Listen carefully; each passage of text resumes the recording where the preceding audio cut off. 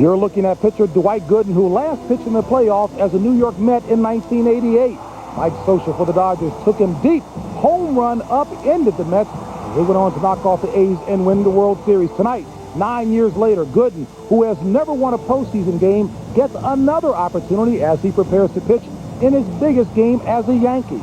At stake, a chance to help New York close out the series against Cleveland at Jacobs Field and move a step closer to repeating as world champions. In the National Football League, this is the play that knocked the Buccaneers from the ranks of the unbeaten. Defensive tackle Gabe Wilkins picks off Trent Dilfer, heads 77 yards to pay dirt, helping the Pack to a 21-16 victory, notching their 22nd consecutive game of victory here at Lambeau, including the playoffs. And hello, everyone. I'm James Brown here at Lambeau Field in Green Bay, Wisconsin. Now, I'll be joined by my colleagues Terry Bradshaw, Howie Long, and Ronnie Lott in just a bit to review an exciting day of action in the National Football League, including that big matchup that took place right here between Green Bay and Tampa Bay, as well as the Giants' upset of the Dallas Cowboys. But right now, let's take you back to Hollywood and Chip Carey. All right, JB, thank you very much. We're getting set for Game 4 of the American League Division Series, the Yankees and the Indians. Without further ado, let's join Joe Buck for more information from Jacobs Field. All right, Chip, thank you very much. It is an absolutely beautiful night here at the Jake, getting ready for Game 4 as the Yankees try to put their name in that final spot left in this postseason dance card. Tim McCarver, Bob Brenly will be with me in just moments. But right now, before baseball, back up to Lambeau Field in Green Bay. And meeting in Game 4 of their American League Division Series. And guess what? The big unit seeking redemption today. Starting on 3 days rest, he got off to a rough start, trailing 1-0 early, 2-1 in the fifth. And Geronimo Barroa, guess what, Steve? Another solo home run to give Baltimore the 3-1 lead. And that's all Mike Mussina needed today. Mussina was dominating in both these games. Forget about him not being able to come back on 3 days. And how about Randy Myers when he comes in? It's automatic. Mike Bordick the throw to first. That's it. Seattle loses the series 3-1. They lose the game 3-1. Mike Mussina beats Randy Johnson twice in this series. And Baltimore now moves on to the American League Championship Series to face either the Yankees or the Indians. A big loss for Baltimore, though, in this series, Steve, though, is Arthur Lee Rhodes. Strained his left elbow. He is still day-to-day as Baltimore looks ahead now to the next round of playoffs. His absence could mean big, big problems for Davy Johnson. Well, you know, you're not right very often, but on this case, you are right on the head. Arthur Rhodes gives Davy Johnson so much flexibility and the best bullpen in baseball. He's the one guy in that pen that can go 3 innings. He's a lefty that throws gas, and he allows Jesse Orozco to come in and just have to face one left-handed hitter. Benitez can be wild, and believe me, if they go on in this series to face the New York Yankees, we're talking about Tino Martinez, talking about Paul O'Neill. O'Neill's on fire right now, and also Wade Boggs. You need a guy like Arthur Rhodes to settle those guys down. In this series for Seattle, Steve, Ken Griffey Jr., 56 home runs in the regular season, did not have any luck at all against Baltimore in this series at all. Well, you know, Davy Johnson held out Rafael Palmeiro from facing Randy Johnson. Griffey hits 111 against Mussina. He's never been able to hit him through his career, and yet he still went out there. But it wasn't just Griffey. It was that entire offense. That pitching staff dominated the Mariners' offense and absolutely shut them down. At a time of season when you look to unsung heroes, how about Mike Bordick of the Orioles? Came into this game today hitting 500. 4 for 10 in the series. He was one of those big unsung heroes. You know, at the beginning of this whole series, we said look for guys that are part-time players or bit players during the regular season to jump up and bite you during the playoffs. You don't generally count on those guys to do anything, but it seems like every time, if you forget about them, they'll hurt you. So Baltimore is in the American League Championship Series. Who will they play next? Well, let's find out. It'll be either the Yankees or the Indians in time for our Fox Watch. Tonight in Cleveland, the Yankees look to advance to the ALCS for the second season in a row. Dwight Gooden takes the mound for New York in his biggest start in nearly 10 years. Joe, Tim, and Bob have more from the Jake. All right, Chip, it is an absolutely beautiful night here in Cleveland. We lucked out. Weather is beautiful, getting ready for Game 4 of this division series between the Indians and the Yankees. Welcome to the broadcast booth. Yeah, I am Joe Buck, along with Tim McCarver and Bob Brenly flanking me. And as we get ready for Game 4, we need to talk about the starting pitchers. Tonight, it's Doc Gooden on the mound for the Yankees instead of David Cone, bothered by the bad shoulder. We asked Joe Torre moments ago his thoughts on sending Doc out to the mound tonight. Well, we try not to dwell on what-ifs and just play the best we can with who we have out there. And I'm just fortunate that we have a Doc Gooden. You know, sometimes you have to go drag somebody out of the bullpen to start a game if you have an injury. But we're fortunate to have Doc, who's pitched well the last few outings, and hopefully the extra rest isn't going to affect them adversely. Well, I guess that is the key question for a guy like Joe Torre and Mel Stottlemyre. Guys, what should they expect out of Doc Gooden? Not a lot of innings this season, and he has quite a bit of rest under his belt heading into this start. And Joe Torre, I thought it was interesting saying that he can't dwell on it if it doesn't happen, but we can certainly dwell on it. What if Dwight Gooden doesn't have his good curveball? That's his best pitch right now. If he does, it'll be around a 100-pitch performance that'll carry him into the 5th or 6th inning and let that good bullpen take over. They have not given up a run so far in the first 3 games. Meanwhile, for fans seeing Dwight Gooden in the postseason for the first time since 1988, Bob Brenly, this is not the same pitcher they saw back in '88. Oh, vintage Doc Gooden of the mid-'80s just reared back and threw fastballs by big league hitters. He doesn't do that anymore.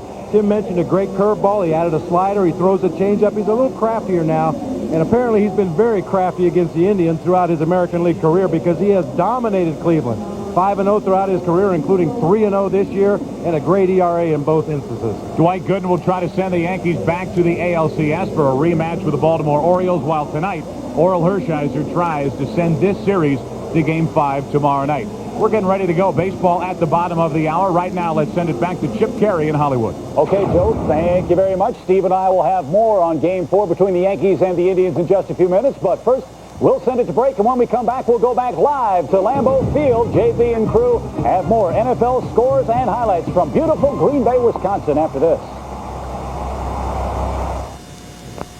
We go here on Fox. An exciting finish. Eddie Murray, a 38-yard field goal. Kevin Butler earlier missed what would have been a big field goal for Arizona. The Cardinals have lost 4 games by 11 points. 20-19 is the final score. Kevin Butler's missed 2 big field goals in successive weeks for the Cardinals. More excitement coming up a little later tonight. Of course, it's the Indians and the Yankees in time for a little psychoanalysis, Stephen. We're not talking any football here. It's baseball only. Let's get right to it. David Wells, what a game he pitched in Game 3. I know George Steinbrenner's probably real happy he didn't kick David's rear end in the Yankees. Oh, right about now he is. Or, maybe he did on the side. David Wells, they played so many mind games in New York. They did this to David Wells. They weren't sure if he was going to get the start. Then they finally named him as the Game 3 starter. That gave David Wells no excuse. He said, you want the start? Here's your start. Now go out and do the job. He threw 9 innings. He saved the bullpen. Why is that so big? Because today's starter, Gooden, is a 5-and-dive guy, which basically means he's going to go 5 and he's out of there. Now you've got your bullpen to come in and shut things down. And I just wonder if Steinbrenner after that game came in and said, hey, attaboy, you did it for us. Yeah, you've been wanting to hit me all year long, haven't you? Speaking of Dwight Gooden making the start tonight, it's been a long time for Dwight Gooden since he's pitched in the postseason. Doc, one of the great pitchers in baseball history in the 80s. Father Time starting to catch up with him, but a big moment for him tonight. Well, let's stick with the same mind game scenario. Same deal with him. Last year he throws a no-hitter for that ball club. Then they leave him off of the playoff roster. Now this year they say, we're not sure if you're going to be the Game 3 guy. Then Cone goes down. Now all of a sudden he's starting Game 4. Here's a guy who's 5-0 against Cleveland, but he has not had a good postseason record. But I'll tell you what, the Cleveland Indians have not figured out that, as Tim and Bob had told you guys, this guy is not a power pitcher anymore. He relies much more on his breaking ball, throws a few more changeups, throws a fastball occasionally to run it up in the zone, make sure that everyone knows that he has it. But if Cleveland does not adjust to this guy, he's going to be 6-0 against the Cleveland Indians. Kind of sounds like the scouting report for Orel Hershiser, tonight's starter for the Indians. 8-1 lifetime in the postseason before this series start. He got clobbered in Game 1 of this series. Is Orel Hershiser going to come back tonight? Well, you sit in that chair and you always call me old. This guy's old. This guy's 39 years old. He doesn't bounce back like he used to. If he has the great sinking fastball, he's going to be fine. I mean, they call him the Bulldog. I know he looks like an accountant, but as soon as he gets on the mound, that's where he's done his damage. Still 8-1 career postseason, but Father Time catches up with everybody. I understand that he has been in a lot of arm therapy since his last start. Not bouncing back like he used to. The sinker doesn't sink. He loses. Funny, maybe a road game for New York, but the way they play at the Jake, this is almost like a home game. They can't lose a game at Jacobs Field, can the Yankees? Yeah, 16-5 since the Jake opened up, 9-0 in their last 2 years in postseason. You got to like the Yankees tonight. Well, if they win it, they're going to take on Baltimore in the ALCS, but still some work to do. Game 4 is coming up. We'll take a break, come back, and have more, and get ready for the thriller at Jacobs Field in Cleveland. Yes, it's a beautiful night for baseball, and we'll have it for you here on Fox in just a few minutes. All right, it's been a great day of NFL action here on Fox, but now it's time for baseball. Let's head out to Jacobs Field, where the Yankees lead the series 2-1. Game 4 of the AL Divisional Series. Here's Joe Buck, Tim McCarver, and Bob Brenly. All right, Chip. Thank you very much. It is a beautiful night here in Cleveland, Ohio. Great night for Game 4 of this 1997 divisional series between the New York Yankees and the Cleveland Indians. Yankees leading this series 2-1, and tonight these Indians fans file in here hoping for a win tonight to force Game 5 here tomorrow night. And welcome to the broadcast booth. Joe Buck, along with Tim McCarver and Bob Brentley. And Bob, as we look to tonight's game and try to set up tonight's game, let's look back at last night's game and look at one big swing by Paul O'Neill, that grand slam, something he's been doing for Joe Torre since Joe Torre got back to New York. Well, the Yankees had 2 outs in the 4th inning, a full count on Paul O'Neill. They were trailing, or they were winning by a run, rather. Good at bat, fouled off some tough pitches, blasted a changeup to dead center field here at Jacobs Field. Paul O'Neill has absolutely been on fire throughout the postseason. You see the .909 slugging percentage.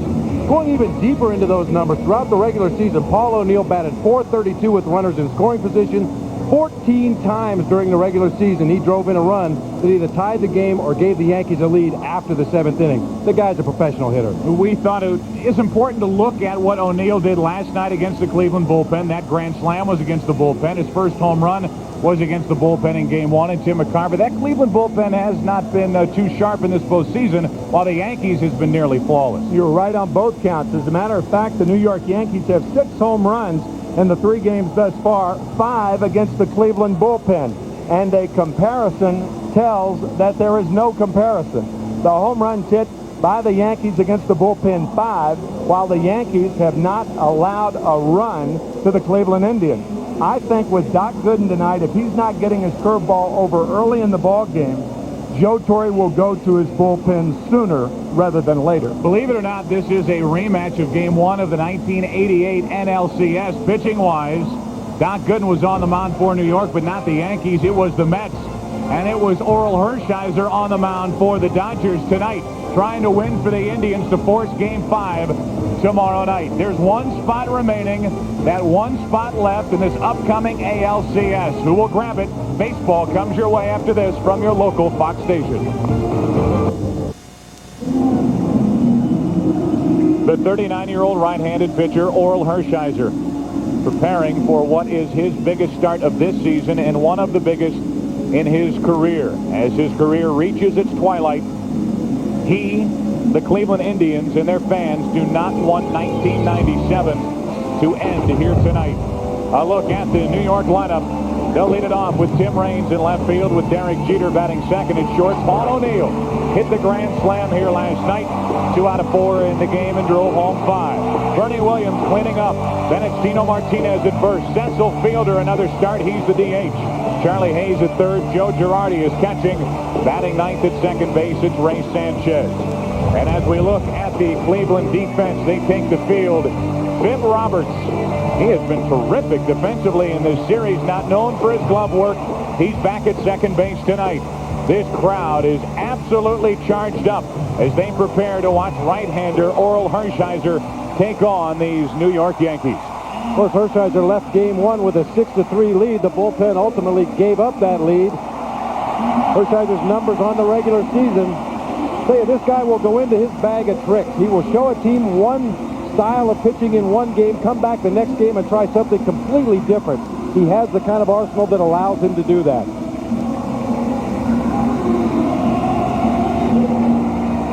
I think the difference in Dwight Gooden and Oral Hershiser is that while Oral Hershiser needs to control the lower part of the strike zone, he can throw sinkers that look like strikes but aren't. He will come up later in the game. That's because the legs get tired. That is not unusual for a sinker ball pitcher.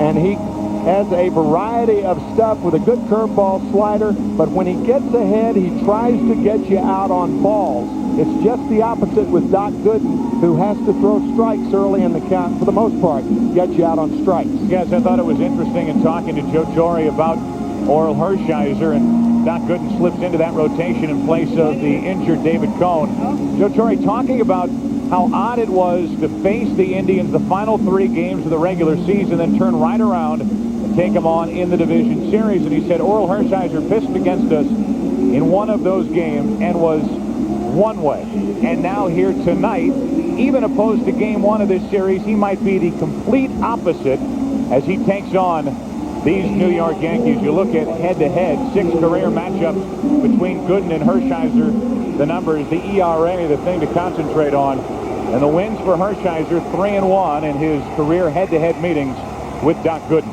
And 8-1 in postseason. He was not the loser in Game 1. It was a no decision. Tim Raines, first up.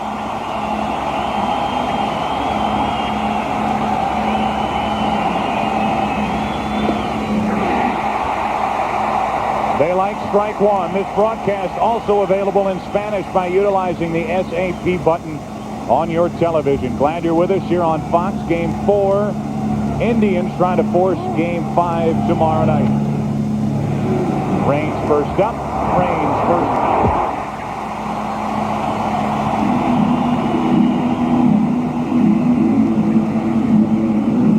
You never know what's going to happen, but not since the 1988 postseason have I seen that look on Orel Hershiser.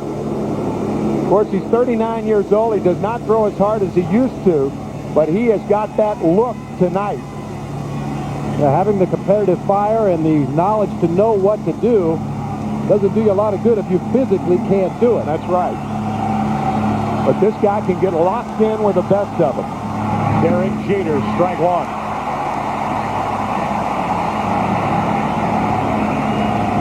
Jeter 4 out of 12 with a couple of home runs in this division series.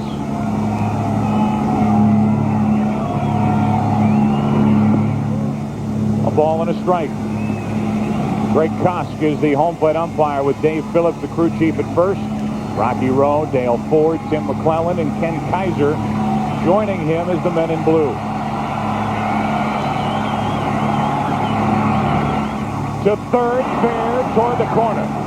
Extra bases for Derek Jeter. Digging it out is Giles, and it's a one-out double for Jeter and the Yankees. Well, we talked about how hot Paul O'Neill has been in this postseason. Derek Jeter really stinging the ball as well. Jeter has an amazing ability to alter his swing after he starts it. Once again, much like the home run in Game 1, he pulls his hands in close to his body to make sure he gets the head of the bat on the ball. Gets it by the diving Matt Williams at third base. So Jeter in scoring position with one out in the first, and the batter Paul O'Neill.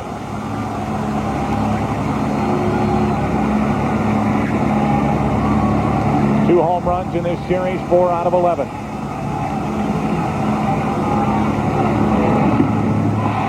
Little heat from Orel Hershiser, pushing 90 miles an hour. Strike one.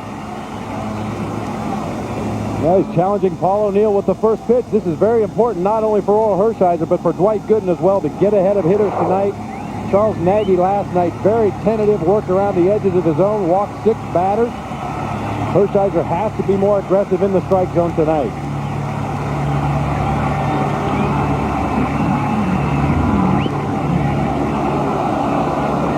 One ball, one strike on Paul O'Neill, who was the American League's best at the plate with runners in scoring position, hitting over .420, and he has Jeter at second, one out here in the first. This is a situation where O'Neill likes to go the other way, particularly if Hershiser stays outside on it. The other way, fair down the line toward the corner. Jeter in to score. Back-to-back doubles, and the Yankees take a first-inning lead.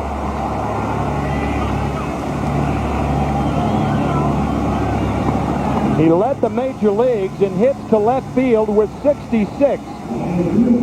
Nobody does it better than Paul O'Neill. Breaking ball outside part of the plate, and he peppers that left field line. The impressive thing about this is that a lot of times when a guy hits a home run, for the next 2 or 3 games, he'll try to pull the ball. He gets caught up with trying to hit more home runs. And to show you how professional, as you said, Bob, that guy is at the plate, first time up the next night, he goes the other way to drive in the first run. Yankees on the board here in the first inning, and now Bernie Williams with O'Neill at second. Takes low for ball one. Only one hit so far in this series for Bernie Williams.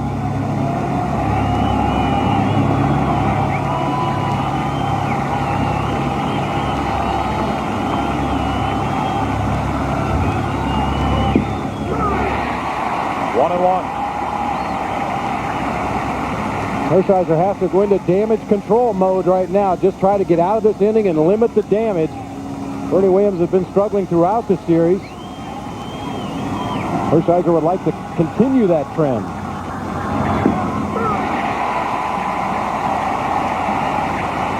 A lot of movement on that sinker from Oral Hershiser. Starts the pitch inside off the corner, tails back over the inside part of the plate. Bernie Williams giving a little bit in the batter's box.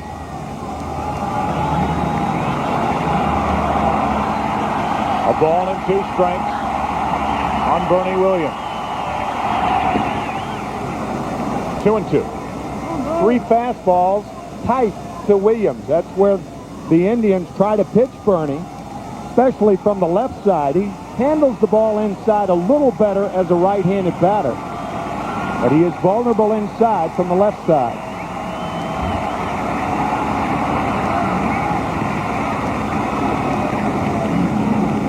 And you can see Hershiser perspiring freely out there on the mound. A very unusually muggy night for October here in Cleveland.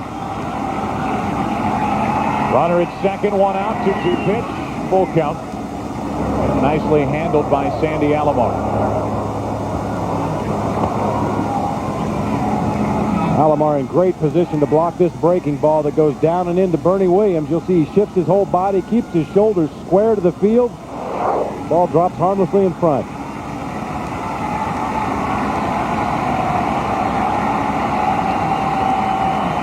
From 1-2 to 3-2.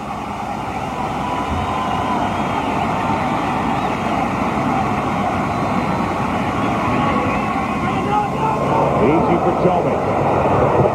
The out. 2 gone. Over to third, O'Neill. And you get a pretty good idea about where Oral Hershiser is going to pitch Bernie Williams. 5 of the 6 pitches were inside because Bernie's vulnerable in there. The 1-0 pitch, the 1-1 pitch inside. Now he misses inside, misses with the slider, and jams him with the fastball. The thing about Hershiser is there's no guarantee that he will do that again next time. He's always making adjustments and counter adjustments depending on what the hitter does at the plate. He was able to jam Bernie Williams that time. Perhaps next time he'll go away with off-speed stuff. Runner at third, 2 out here in the first inning. Yankees have a lead. And now Tino Martinez with O'Neill at third. Strike 1.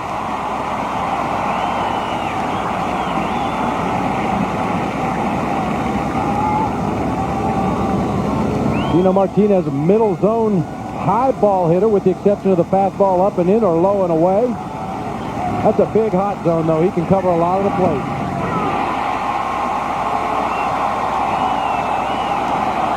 That was some nasty late movement by Hershiser. Watch Martinez jump back from the fastball.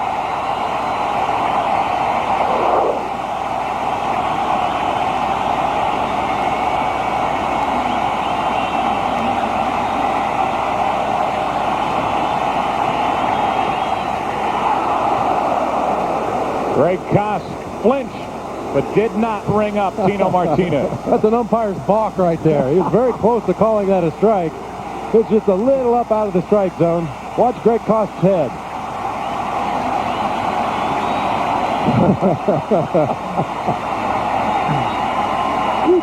Just Tino. The 1-2 to Martinez. Drills him on the leg and down to first is Tino Martinez.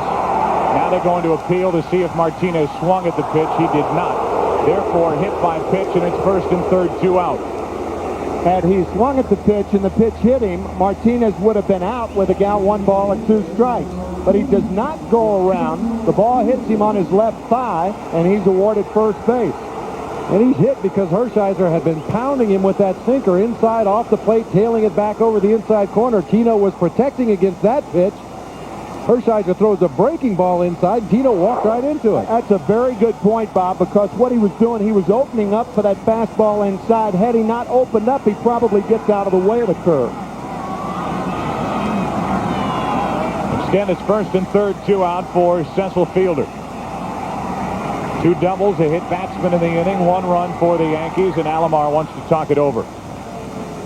Talked about that start that Orel Hershiser made against the Yankees. It was on September 25th, a Thursday, game in which Cecil Fielder hit a home run against Orel Hershiser, and that's what prompted Joe Torre to say, well, that's one thing. But now here we are in Game 4 of this division series, and Hershiser may pitch Fielder in a completely different fashion. Well, it's interesting when you talk about Fielder, a dead low ball hitter, and Hershiser, to be effective, has to stay down.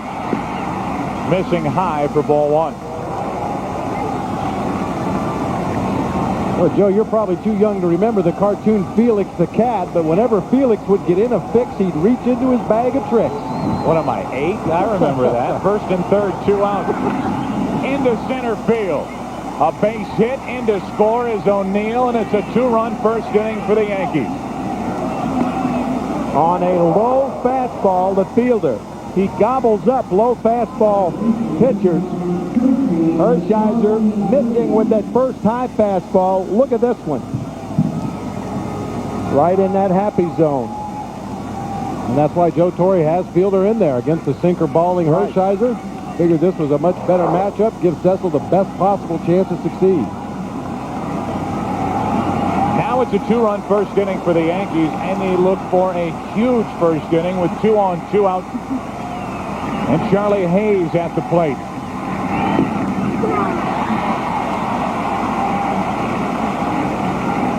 Charlie just 1 out of 7 with a run driven in this series on a sac fly in Game 2.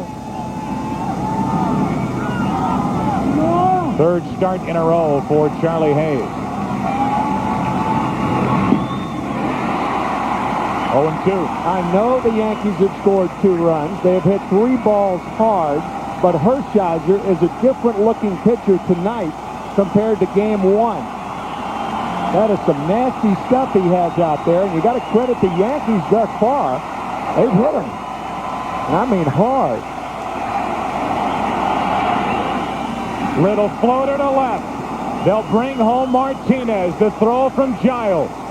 In time and out at the plate to end the top of the first inning. Ryan Giles guns down Tino Martinez. The Yankees get 2, and after a half inning, Indians coming to bat in a 2-run hole. Talk about how outfielders should field the ball with 2 hands. When you're fielding a ground ball, you don't field it with 2 hands. You shovel the ball to the right, to the throwing hand, as Giles did, a fine one-hopper to Alomar, and he makes the glove tag. Catchers don't like to do that, but he was forced to do it then. Bang, bang. And you saw Matt Williams right there decoying as if he were going to cut the ball off to hold the runner at second base in the event Martinez could beat the throw to home plate. Sandy Alomar throughout his career has not had a reputation as a catcher that likes to block home plate, but he hung in there very well on that one. If you look at the Indians starting lineup, they will lead it off with Bib Roberts, then Omar Vizquel batting second at short. Manny Ramirez in right. Jim Thome back in there. He's cleaning up. David Justice is the DH. You look at his numbers so far. Matt Williams at third. Sandy Alomar catching. Brian Giles in left, and Marquise Grissom batting ninth in center. Doc Gooden, the right-hander, on the mound during the regular season, won 9 games. Last year won 11, and he gets the start here in Game 4. And we talked about Doc Gooden earlier. No longer just a power fastball pitcher. He will throw curveballs. He'll throw sliders. He'll throw changeups. He'll sink his fastball from time to time, much like Orel Hershiser. Reach into that bag of tricks. Here's Bib Roberts leading off and taking ball 1. Who knows how many runs that throw by Brian Giles saved to end the top of this first inning. And the Indians have to ride that a bit. See if they can get something started here in the bottom half. It's 2-0 on Bib Roberts. He's got a handful in this leadoff spot. 2-1 from Gooden.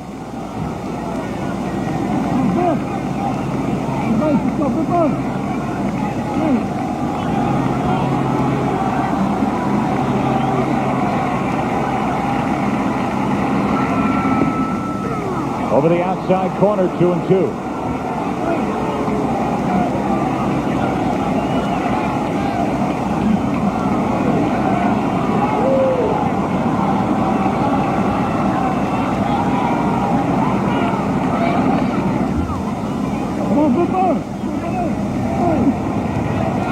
That was Jose Cardinal, who is responsible for outfield positioning of the Yankees, probably thinking that with 2 strikes, Biff Roberts more inclined to go up the middle and the other way, trying to protect the plate.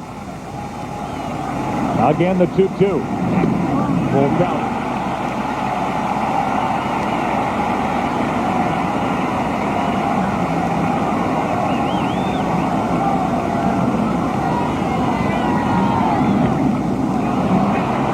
Behind home plate, Girardi back to get it, has the play, makes a nice play. The leadoff man Roberts is gone here in the first inning. As you look at Doc Gooden making his 7th postseason start, keep in mind he's never won a game in the postseason, 0-3.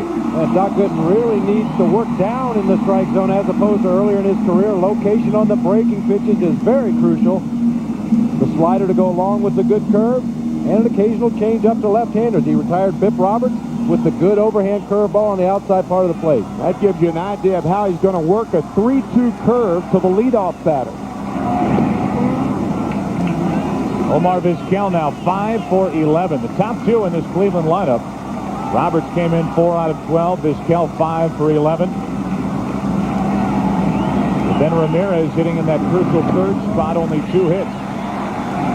Now 2-0 on Vizquel.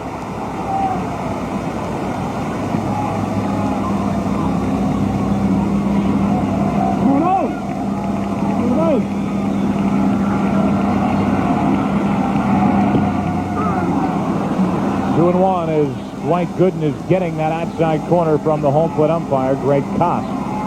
And you'll see Gooden has a little bit of a tail, a little bit of a sink on that fastball. Not as drastic as Hershiser, but it is not a straight fastball. Again on the outside corner, 2-2.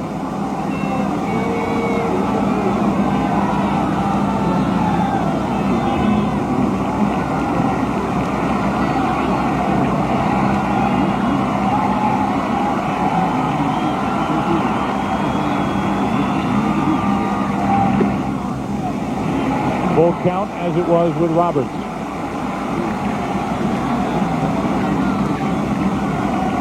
He threw a 3-2 curveball to Biff Roberts leading off the ball game. See if he'll do the same thing to Omar Vizquel. Fastball base hit into left center. Vizquel thinking 2, but thinks better of it. Nice play by Raines, a 1-out single.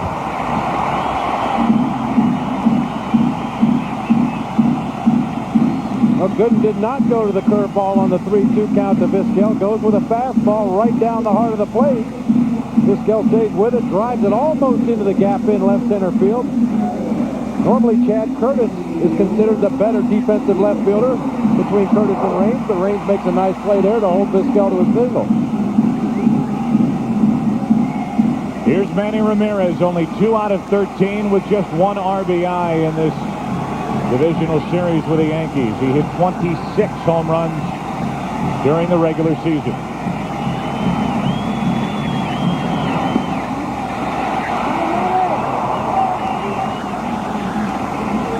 Manny Ramirez loves the ball down and in. That is his long ball territory right there. Not quite that far in. Get the idea. That's his hot zone. You can jam him, but you have to jam him on the hands. He's a perfect candidate for what they call going up the ladder. Try to get ahead of him and then throw each pitch a little bit higher than the one before, especially on the inside part of the plate. Gooden has fallen behind each of the first 3 hitters. 1 on, 1 out. Big swing, 1-1. Gives you an idea of how far big league pitchers can miss. You saw the pinky from Girardi. He wanted the fastball outside. He sat outside, and the fastball tails back inside to catch the inside corner. Doc only missed by about 1.5 feet with that fastball. But fortunately for him, he missed into one of those blue zones that we just saw on the scouting report. Right. It should be a pickoff attempt at first base. Vizquel back easily. Doc Gooden is no longer the type of pitcher who can win and be effective falling behind hitter after hitter. there's only a handful of guys that can do that anyway. A young Doc Gooden could, I'll tell you that. Sir. 98-mile-an-hour fastball. Phenomenal. Vizquel started and stopped. And now 2-1 on Ramirez.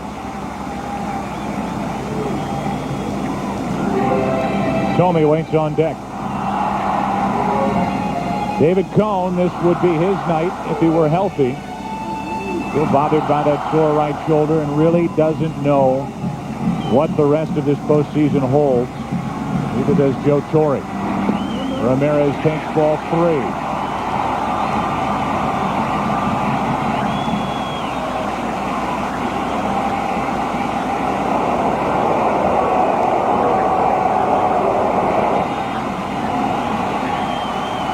You know what Ramirez is thinking with a 3-1 count? Fastball down and in. That's what he wants.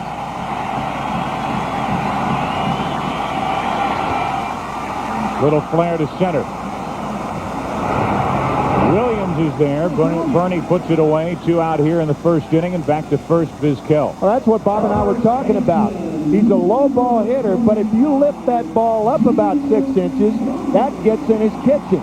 Even looking for the fastball, you can see belt high on the hands, hits it on the trademark for the out. And you lower that pitch about like that, put it in that low zone, and I'll guarantee you he rifles that ball, but that's a big 6-inch difference. Now Tomey, who was surprised not to find his name on the lineup card for Game 3. As were some Indian fans, considering he hit 40 home runs during the regular season, but he's back in there tonight.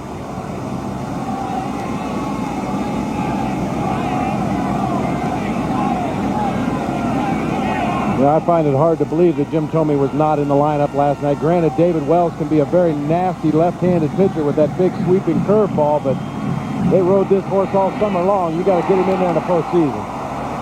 Slicing right to Raines in left field, and after a 1-out hit by Vizquel, Gooden gets around it. We are through 1 in Cleveland. Game 4, 2-0 New York. We have played 1 inning here in Game 4, and the Yankees trying to fill out that last spot in this year's postseason and looking for a rematch of last year's ALCS.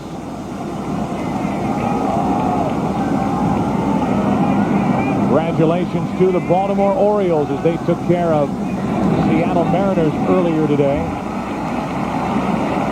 Mariners only won 1 game in a series that I think surprised most. Not that Baltimore won, but getting past Randy Johnson twice. Got by because of Mike Mussina, who will probably be the MVP of the division series, even though no official MVP is named for division series. 2 big wins for the Orioles, going head-to-head against Johnson both times. Ball and a strike on Girardi leading off, strike 2.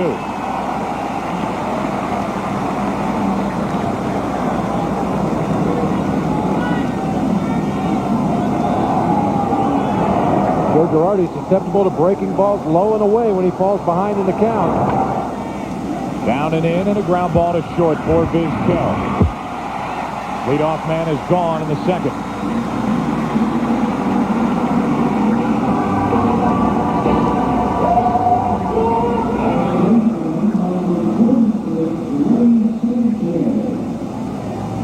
And Cargrove didn't come out and say who was going to start this game early in this series, but his comment was, if I had enough confidence in Hershiser to start him in Game 1, why wouldn't I have that same confidence for Game 4? So Hershiser back out there. Moral feeling he probably could have stayed in that first game in New York. Did not get through 5 innings, and the bullpen eventually blew a lead. The Yankees came back to win it.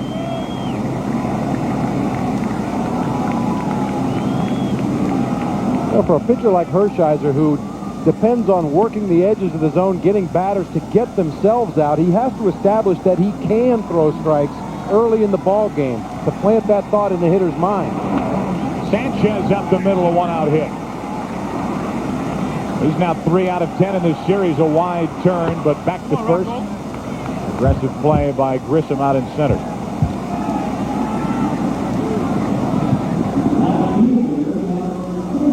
Gonna pull it back up the middle by Ray Sanchez. You see the high leg kick, another low ball. Drives it right back to the middle of the field.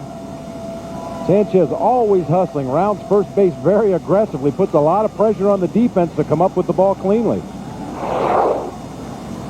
Grissom did, and Sanchez at first with one out for Tim Raines.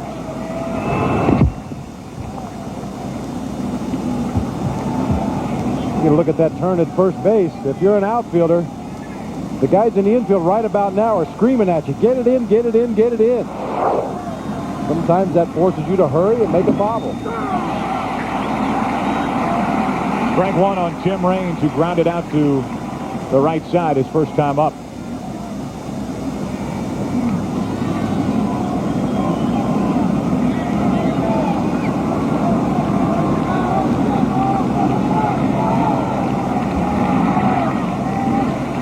Strike two.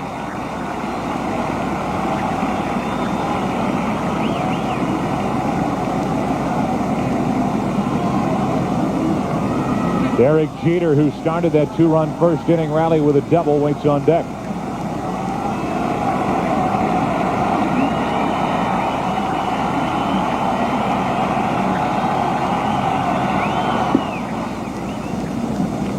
Almost took off on Alomar, 1-2.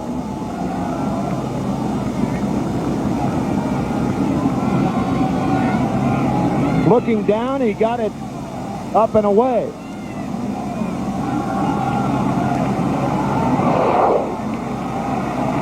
The resume for Raines, his first postseason home run was a game-tying blast in Game 1. Now 2-2.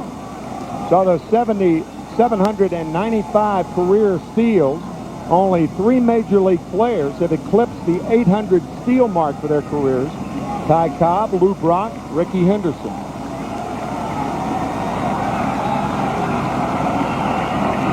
That'd make a pretty good relay team, wouldn't it? Would it ever? Ooh, man. Throw Raines in there, too. Here's Tim Raines throwing one off the facade of the third deck in Game 1. Out of the 6th inning, that 5-run 6th inning, that was the first of the back-to-back-to-back. Another check on Sanchez.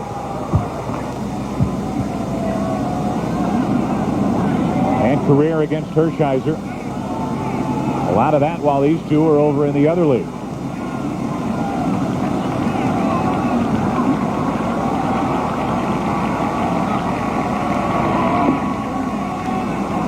From 0-2 to 3-2. Look for Sanchez to be running here. That's an easy call with Derek Jeter on deck. With one out, what you ideally want, first and third. That's the end result more often than not when you send the runner. There he goes, and the ground ball to first. The only play for Thome is to step on, 2 out. And down to second is Sanchez.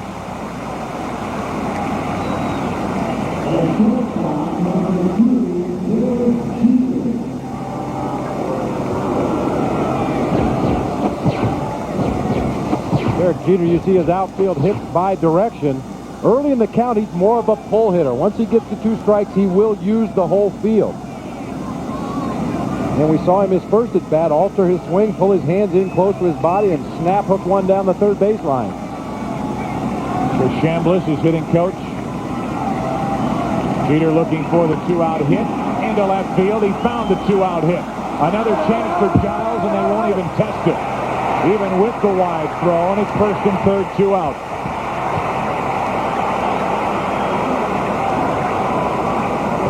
I think 2 reasons Willie Randolph held up Ray Sanchez. Number 1, the ball was hit hard, and number 2, Tino Martinez was thrown out at home in the first inning. This throw is errant. It is off the mark.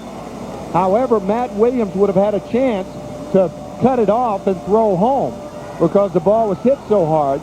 You can add a third reason, too. Paul O'Neill, the hottest hitter on either team, is now the batter. Giles does not have a great throwing arm in left field, but you'll see he gets himself in good position, charges the ball hard, and makes up for that lack of a good throwing arm by getting rid of it quickly. Willie Randolph, the third base coach. That seed was planted back in the first inning when Giles gunned down Martinez at the plate. To end the top of the first, now first and third, 2 out, and O'Neill takes down an in-ball 1.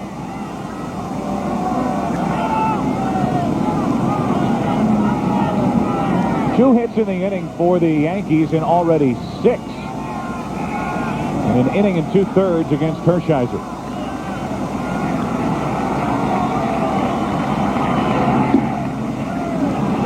On O'Neill. Joe Torre, a pretty good judge on character. As you see the base runners at the corners, he said that Paul O'Neill is one of the few hitters in baseball who can look for the breaking ball and still hit the fastball. You look for that local, still hit the express. That's saying something. 2-1 on O'Neill. It's tough to talk to Joe Torre about Paul O'Neill, and you can see why. I was going to say is a smile just creeps across the face of Joe Torre when O'Neill's name is mentioned, and why not, with the Yankees compared to his years with Cincinnati. And this is a year, to be even more specific, his first time over 100 RBIs. And up on the count here, 3-1. Well, managers love to have those guys that you're guaranteed what you're going to get from Paul O'Neill every season. Batting average in the 3-in-teens, 315, 317. He's going to hit you 20 home runs. Going to drive in 90 or more runs. And could be more of a home run hitter, especially at Yankee Stadium if he started to pull the ball more. But he's had such great success using the whole field wide change. Down the left field line, slicing toward the seats, foul. And a full count. Their best, the league's best, with runners in scoring position, gets another chance. He's already delivered with an RBI double back in the first.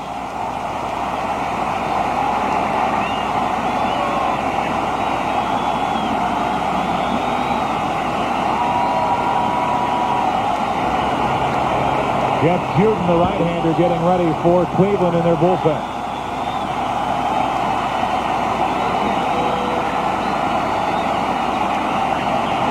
Runner goes, and we'll do it again. That is infuriating to a pitcher and to a catcher when you make a pitch like that and have a hitter foul it off. You want him to put that ball in play, but the good hitters foul those pitches off like that. The bad ones put it in play. And last night O'Neill fouled off a couple of tough change-ups from Chad O.J. before hitting the home run to dead center field with the bases loaded.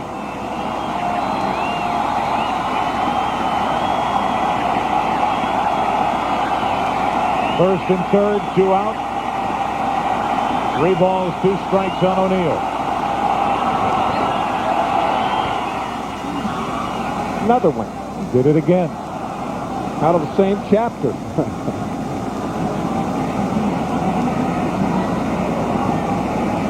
Emergency swing. Too close to take, but I can't hit it hard. I'll just waste this one, wait for the next one.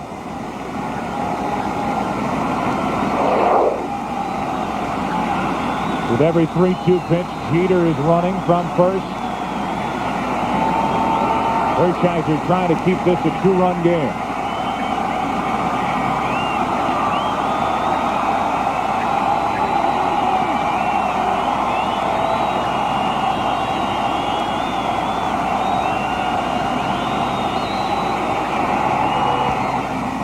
Into center for Grissom. Back to get it to end the inning.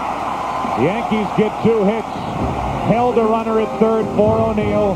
He flies out to end the top of the second. 2-0 New York.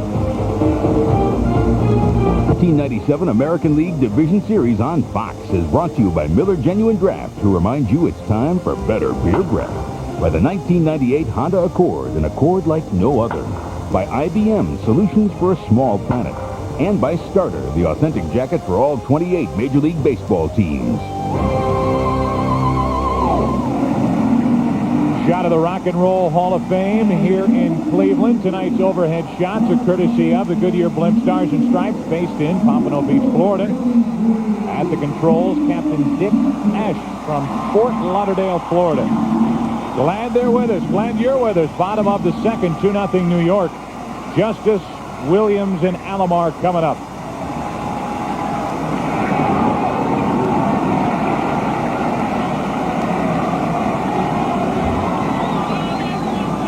David Justice, who in one season became as loved an Indian as this franchise has here in this great baseball city.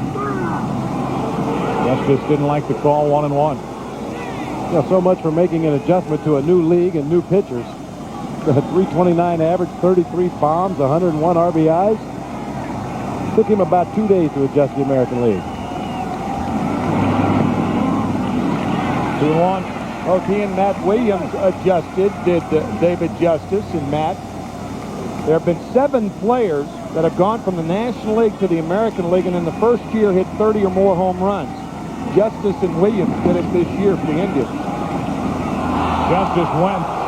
Did he? And instead of 3-1, it's 2-2. Well, according to Tim McClellan, he did. Yeah, okay. And check it out. His opinion's the only one that really matters. True. It does appear that the bat head gets out in front of home plate.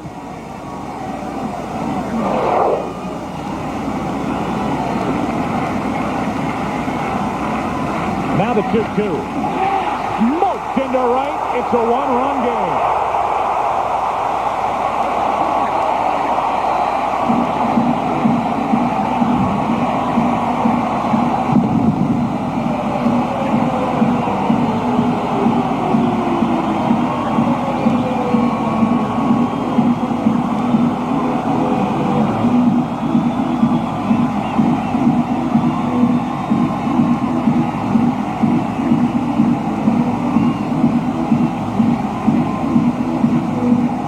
Like an inside heater.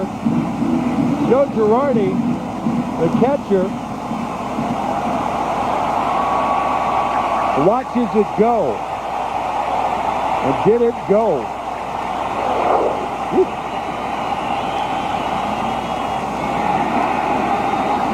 Now Gooden falls behind Williams. He's fallen behind every hitter he has faced. We're only in the second. But it's a bad formula if Doc Gooden wants any success here tonight.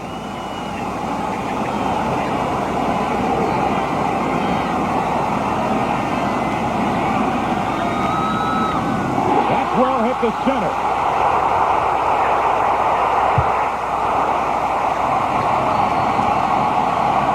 Williams with a double.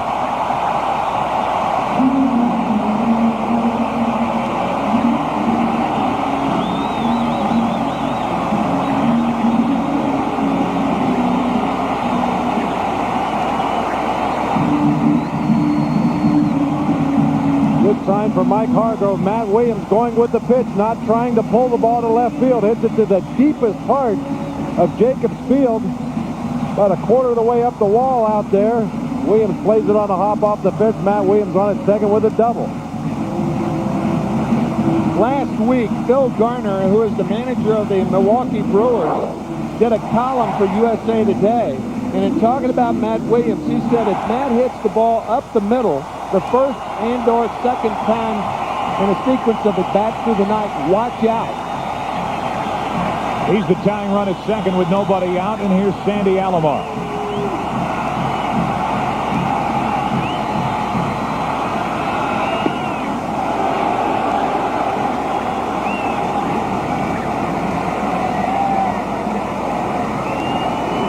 Take that thinking a little further. When guys are hitting the ball up the middle, they are prepared to hit the ball anywhere.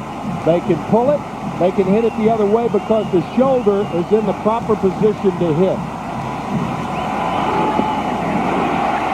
Behind in the count again, it's 2-0 on Alomar.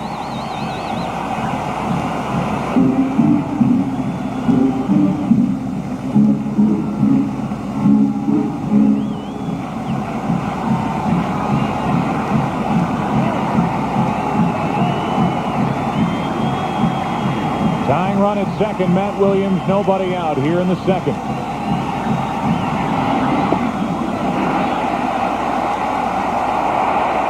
Ball 3. Completely different approach by the Indians offense tonight against David Wells last night, who was around the plate a lot. They swung at a lot of first pitches. Tonight, Doc Gooden struggling with his control a little bit. They're being more patient, working the count in their favor.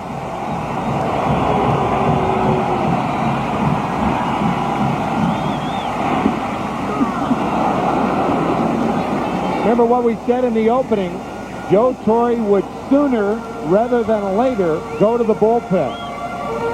Well, Stottlemyre with a call to probably Ramiro Mendoza, but not necessarily. He was the winner in game 1. It is Mendoza, runner at second, 3-1. Now a full count on Alomar. Gooden has really reached back in this inning and is consistently above 90, but a 94-mile-per-hour pitch. Hammered into the seats in right by Justice. Again, 94 miles per hour. Off the wall in center, off the bat of Williams. If you've been keeping an eye on the Fox box up there in the left-hand corner of your screen, Doc Gooden topped out at 91-92 in the first inning, throwing harder this inning, but losing some movement on that fastball. Tying run at second, nobody out, 3-2 to Alomar. We'll do it again.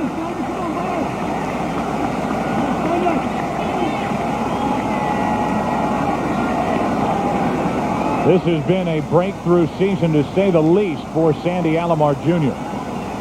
First 7+ seasons in the big leagues. Hit an average of 270, 324 this season. 21 home runs, 3 times as many as his average in his first 7 seasons. Here, at the least, he's trying to advance Williams over to third. Still 3-2.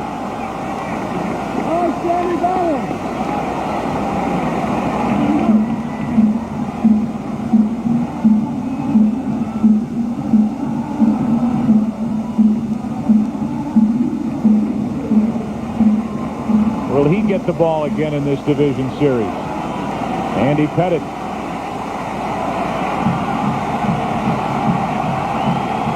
Tying run at second, nobody out. Peter circles it. One away, and Alomar did not advance the runner. Doc Gooden has had a tough time challenging some of these Indian hitters. That's a no-no, according to his manager, Joe Torre. And, you know, we had visited with Doc several times, not during the postseason, but earlier when Mel and I both wanted him to change the way he approached pitching. And since that time, he's been a lot better. And he just needs to go after people, trust his stuff, throw strikes. I think every manager feels that way about it. You know, pitchers, that sometimes they give the hitter too much credit. A leadoff home run by Justice here in the second, followed by the double by Williams. Ground out by Alomar, and now Giles takes a strike. I think that's what Doc has to do. I don't think he's using his curveball enough in this ball game. His curveball right now is his best pitch. He's always had a good curveball, and now he depends on his curveball.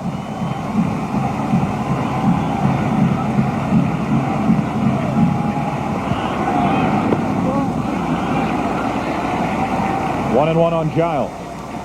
You saw a common mistake there that a lot of major league pitchers do. He threw a great curveball for strike one to Giles and then tried to throw a better one on the next pitch. Left it up high.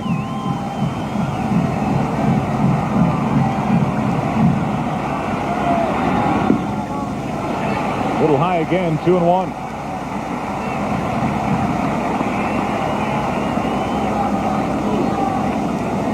Get the feeling this is going to be a struggle for each side tonight. Hershiser's already allowed 6 hits, and Gooden has had a long second inning.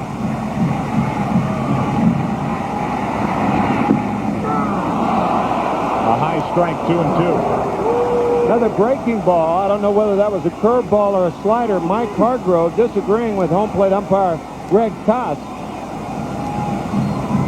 Yeah, that was another curveball. As you said, Bob, the best curveball he threw was the first one, and he has really missed with the other two, even though he got the call then. Tying run at second, 1 out. There's a breaking ball, and Gooden doesn't get the call. 3-2, and he wonders where was that pitch. So does Joe Torre. Now this looks like a better one than the pitch before. Man, that's a hammer right there.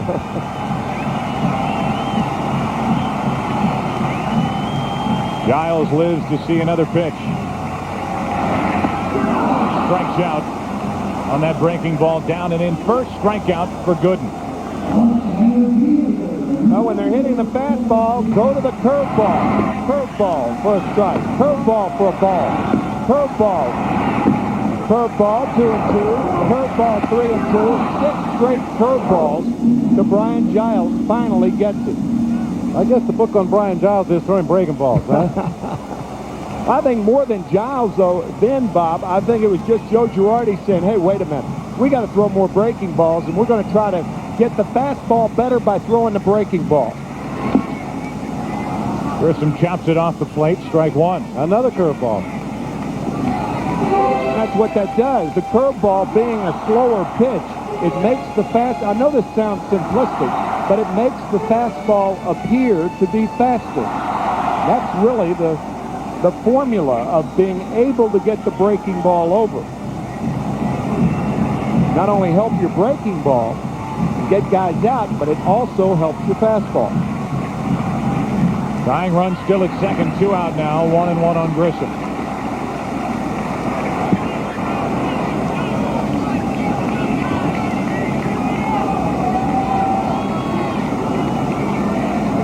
Hitting over 300 with runners in scoring position this season.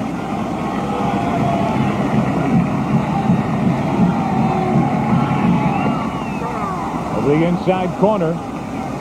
Strike 2.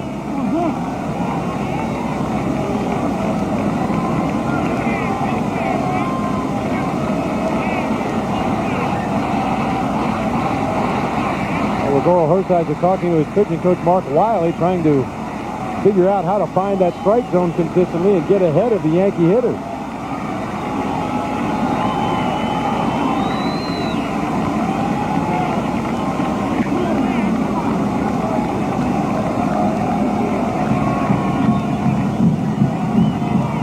Gooden trying to finish off Grissom with a count of 1 and 2. Grissom trying to tie it with a hit.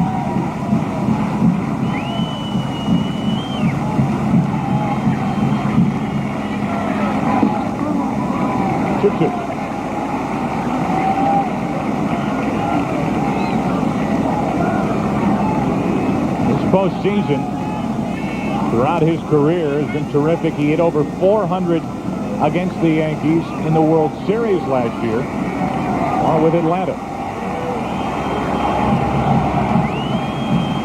2-2 from Gooden. Now a full count, and again Gooden with that look in at the home plate umpire, Greg Koss. Fastball, a little bit below the belt, doesn't get the call. Matt Williams is not a fast base runner at second base, but he's a very good, very smart base runner. He's getting a great jump out there. In the event Grissom can get a base hit, he probably will score.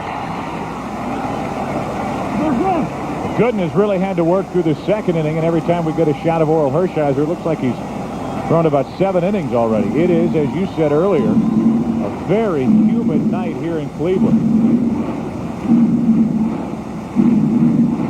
No problem staying loose tonight, that's for sure.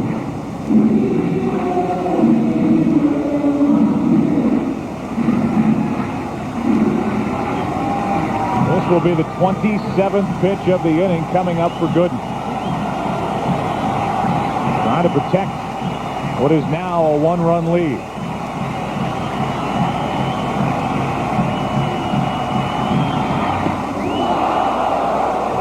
That'll put Grissom aboard, and with 2 on, 2 out, bring up Bit Roberts.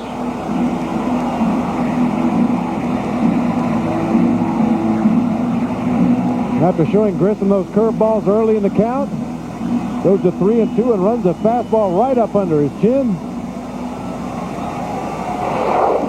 That's when you don't want to be leaning out there looking breaking ball. You may be able to think outside, but don't lean out there.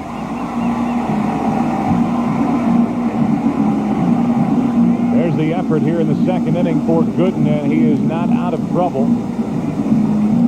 Tying run is at second, go-ahead run at first with 2 out for Roberts. So that's 46 pitches through 1 2/3, and Joe Torre telling us before the game around 100 would be the gauge if he's successful tonight. Mendoza ready if needed for the Yankees in their bullpen. Right at Sanchez. And for all that, the Indians get only one. On that swing of the bat by David Justice. He goes deep to right and cuts the Yankee lead in half. Back for inning number 3 after this from your local Fox station.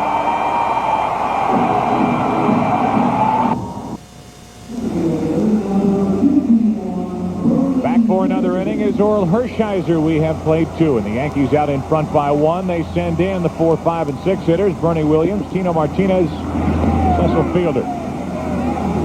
Down and in from Hershiser, ball 1. 5 of the first 6 pitches, Bernie's first time up, were inside. Hershiser right back in there. Bernie ended up grounding out to the right side. Yankees in the first inning, 2 runs on 4 hits plus a hit batsman. But lost a man at the plate to end the inning. 1-1 on Williams.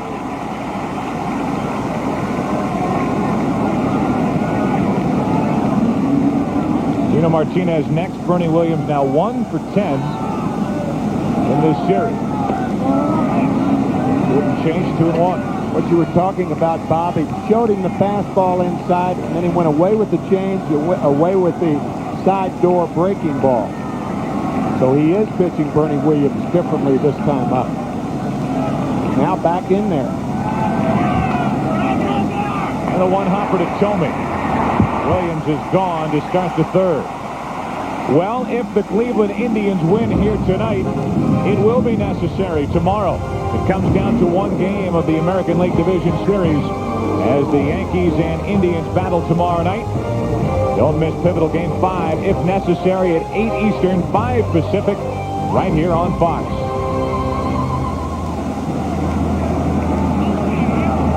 And a reminder, the American League Championship Series between the Yankees and the Orioles will start on Wednesday night, 8 o'clock Eastern, right here on Fox in Baltimore.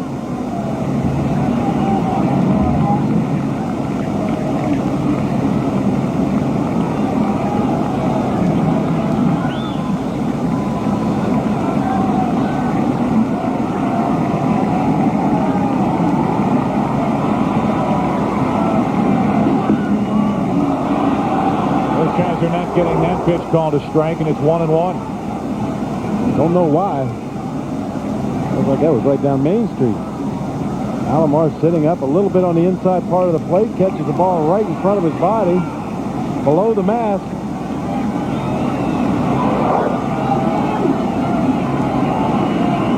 And a 1-1 count. A change-up and popped up on the infield for Vizquel. 2 gone. Orel Hershiser settling down here in the 3rd inning. I don't think he ever had to settle down back in 1988. World Series Game 5, getting Tony Phillips, ending the game. The Dodgers beat the A's 4-1. The only pitcher in history to throw a shutout in World Series and NLCS play in the same season. Cecil Fielder with 2 out, nobody on. You remember that year, Bob Brenly? Excuse me, Timmy. You remember that year, Bob Brenly, playing in San Francisco with Hershiser and what he did for the Dodgers. 59 straight scoreless innings. 5 consecutive shutouts in the middle of that streak. Just about as dominating as I have ever seen a major league pitcher. Everybody talks about Gibson's year. Bob Gibson in 1968. Phenomenal year. Steve Carlson in 1972. Sandy Koufax for 6 straight years from 61 to 66. Hershiser's year in 88 has to go right up in there. MVP of the LCS, MVP of the World Series, and a save in the National League Championship Series. Was this breaking ball about a foot off the outside corner, gets Cecil Fielder to chase a very, very bad pitch. That's what we were talking about earlier in the game. If Hershiser's in the strike zone, he can get batters to chase pitches out of the strike zone. Like that, the ground ball to first. Tomey picks it up in his first 1-2-3 inning of the night. Hershiser trying to settle down. Bottom of the 3rd inning. Indians to the plate, down by 1. Bottom of the 3rd inning. Dwight Gooden back to work. Vizquel, Ramirez, and Tomey walking to the plate in this inning for Cleveland. Indians down by a run.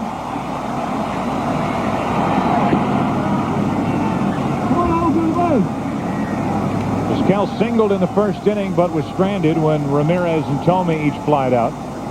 6 out of 12 in this series. 2-0.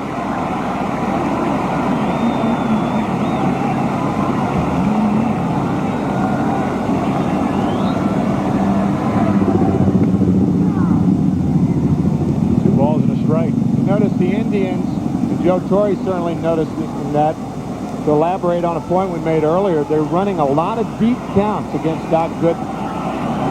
As opposed to last night against David Wells. 2-2.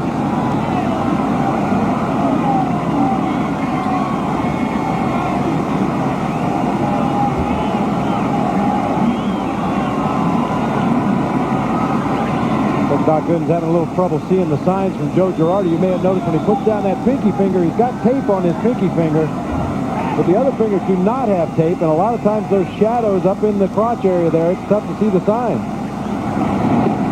3-2. That is the 6th full count. And Vizquel is the 11th Indians hitter. And Justice hit a 2-2 fastball for a home run.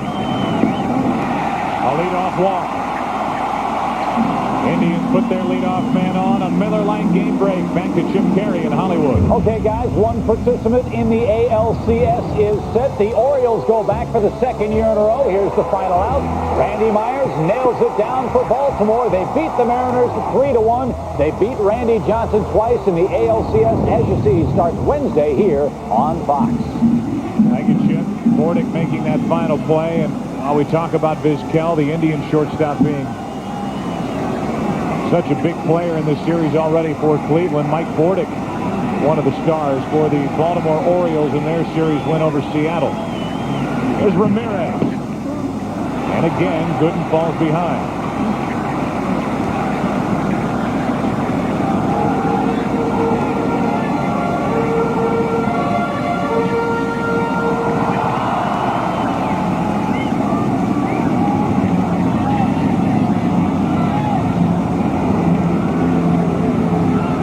Leading by a run. 1-1 on Ramirez. How about the outfield hitch by direction for Manny Ramirez? He will keep you honest. Force the defense to play him straight up.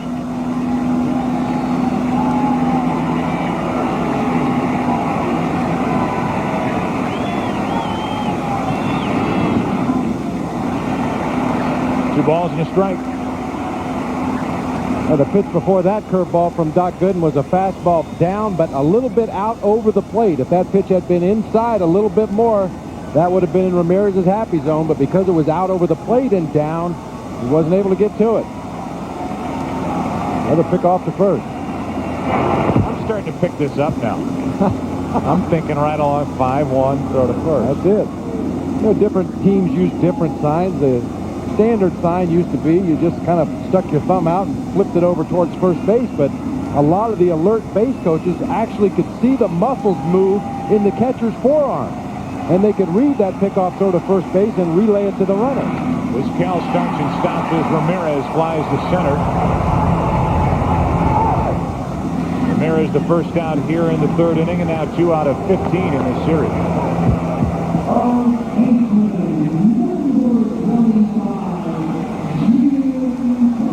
Tying run at first, 1 out. Here's Tomey.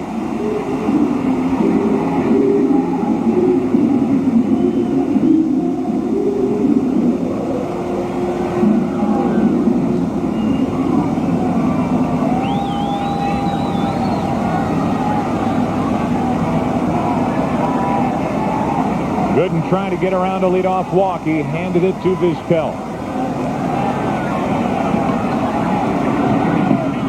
Strength to Tomey. And we give you our scouting report on Jim Tomey. Loves to hit with a man on first base where the first baseman has to hold the runner. Lightning quick, I'll say. Likes the high fastball primarily. And if you go up the ladder on him, you are taking a chance. It better be with good fastball. You better go 2 rungs at a time. That's right.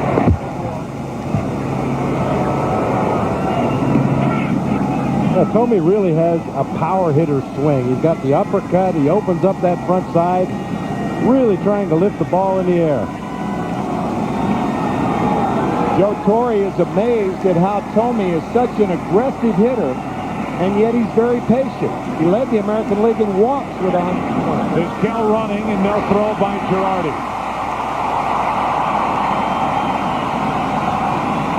The second stolen base in this series for Omar Vizquel. A lot of people may say, with Vizquel running, you take away the hole. My reaction to that is, so what? You've got David Justice on deck. They end up walking Tommy. You've got a guy who's already homered off good. Vizquel stealing second without a play.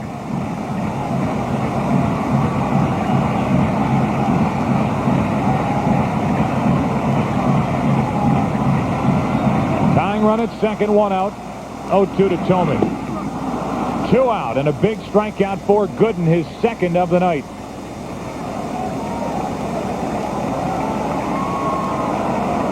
Time for a visit from Uncle Charlie.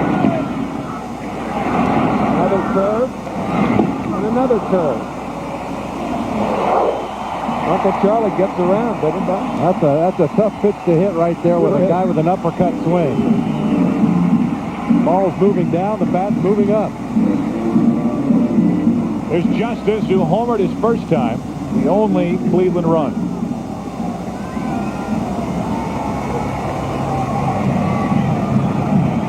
There's the tying run. Vizquel out at second, talking it over from a distance with Derek Jeter. Ball 1 to Justice.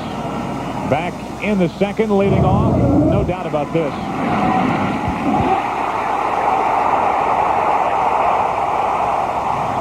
That was the fastball, and for those of you unfamiliar with baseball terms, Uncle Charlie is the curve, by the way.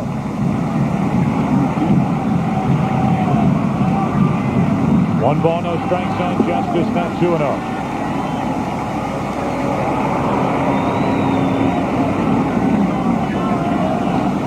Used to call that curveball Sir Charles in his younger days with the Mets. It was so good. Forget Uncle. Yeah, that's right. Let's go right to Sir. Right to royalty. It was a regal curveball indeed. Gooden behind on the count. Facing Justice, it's 2-0. 2-1 Yankees here in the third. Wow. Justice unloaded, 2-2. Woo! Yeah, another great curveball from Doc Gooden. This is one that's down low in the strike zone. The one he throws for strikes, he usually starts up high, breaks it down over the heart of the plate. You see the rotation on that ball, spinning over the top, and Dave Justice swinging over the top. It's only 2-1. I said 2-2, but that cut probably worth 2. Tying run at second, 2 out, 2 balls and a strike on Justice. Inside corner now, 2-2.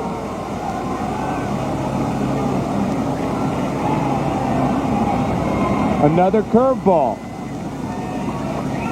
Justice sitting on the 2-2 fastball the last time up, and now he doesn't know which way Girardi and Gooden are going to go.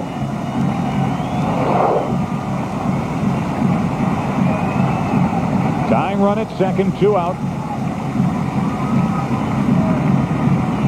And they're not quite sure which way they're going to go, and Girardi's going to go out to the mound and make sure they're on the same page here. Runner at second base, I'm sure there's a little problem with the sequence of signs, and Doc Gooden shaking off, and when you have to go through the signs a second time, you're always uncertain as to whether the guy's got the right sign or not. So Joe Girardi goes out and makes sure.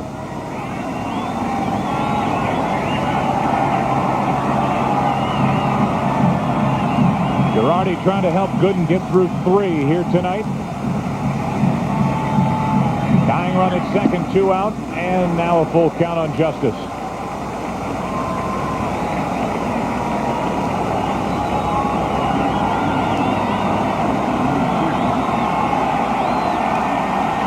They remember the scouting report on Doc Gooden at the beginning of the ball game. We said he likes to throw change-ups to left-handers. We haven't seen him break it out yet, and probably won't in this situation, but it would be a great pitch if he had enough confidence in it. Breaking ball, and he got him. Now the Indians 0 for 5 with runners in scoring position. We've played 3. Yankees hanging on. They lead by 1. Principal owner of the New York Yankees, George Steinbrenner, dipped into that postseason turtleneck collection.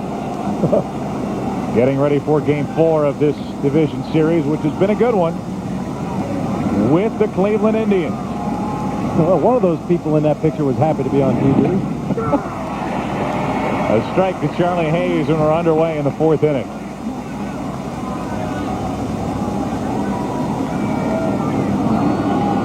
Charlie singled his first time. He got the hit that led to put out at the plate when Tino Martinez was gunned down by Brian Giles. Joe, you made the point at the time, and it was a good point. You don't know how many runs the Yankees would have scored had Giles not made that play. Hershiser may have been gone, and since that time, he's had a chance to right himself and has pitched very well since that shaky first. Hershiser was upset with that call. He took a lot off of a slider right there to Charlie Hayes, just kind of floated it up there to the plate and thought he caught that outside corner, but did not get the call. I think it factored into the scoring not only in the first, but in the second inning as well. Right. 2-2 now on Hayes in the second inning. Jeter delivers the 2-out hit with Sanchez running.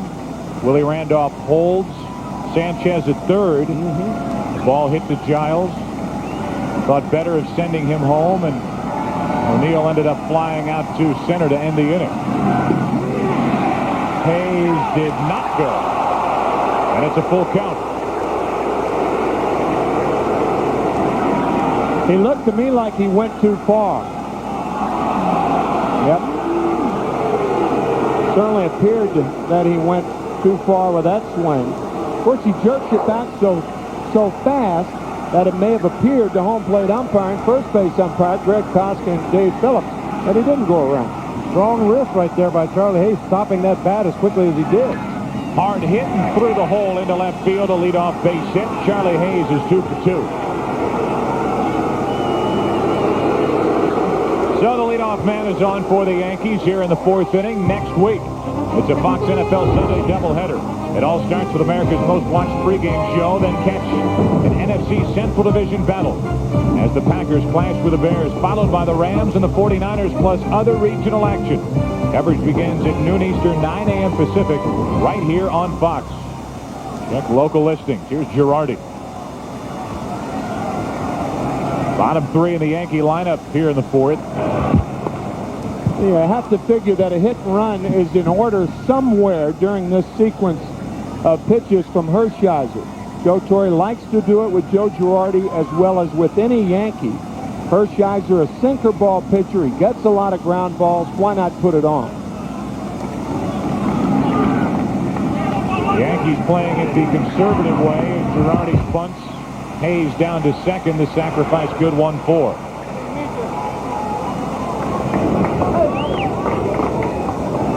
Joe Torre opting for the sacrifice in lieu of the hit and run. Breaking ball. Usually you don't throw a breaking ball in a situation like that, so that sacrifice probably surprised Hershiser. So now Hayes at second with 1 out for either Sanchez or Tim Raine.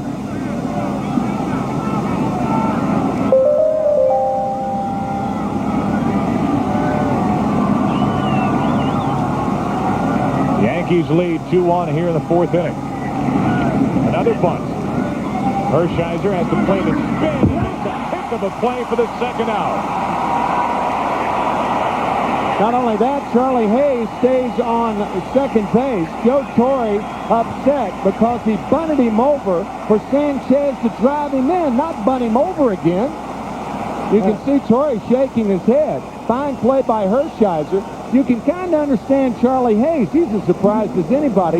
You can't really tell on a ball like that whether it's high enough for a pitcher to make a play in the air. Hershiser barehanding the ball and throwing out Sanchez. That's a bad play by Ray Sanchez, in my judgment. I agree with you, Tim. You waste a batter. You waste Joe Girardi sacrificing the runner to second base for a reason, to set it up for the next two guys in the order. Yep. And I agree with you also about Charlie Hayes not having any other choice. He had to freeze at second base when the ball was popped into the air. So now with a runner at second, Hayes, 2 out. Here's Tim Raines. In the way, Sanchez, by bunting, is going to throw it on the shoulders of Raines either way. Right. Strike one on Raines, who's 0 for 2.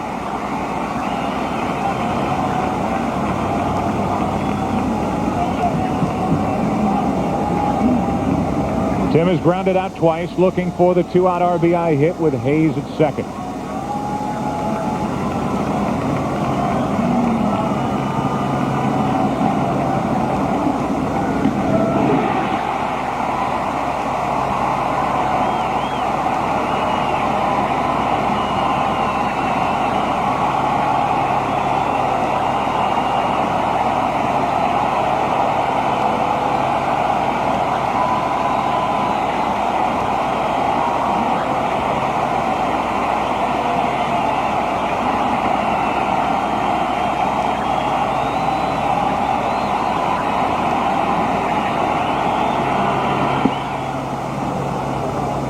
One and two on Raines. There's Hershiser once again trying to lead a batter out of the strike zone. Throwing that sinker off the outside edge, having it tailed down and away. Trying to get Tim Raines to chase with 2 strikes. The night so far with runners in scoring position. Yankees 4 out of 7. Although they lost a man at the plate and held a man at third. Inning over.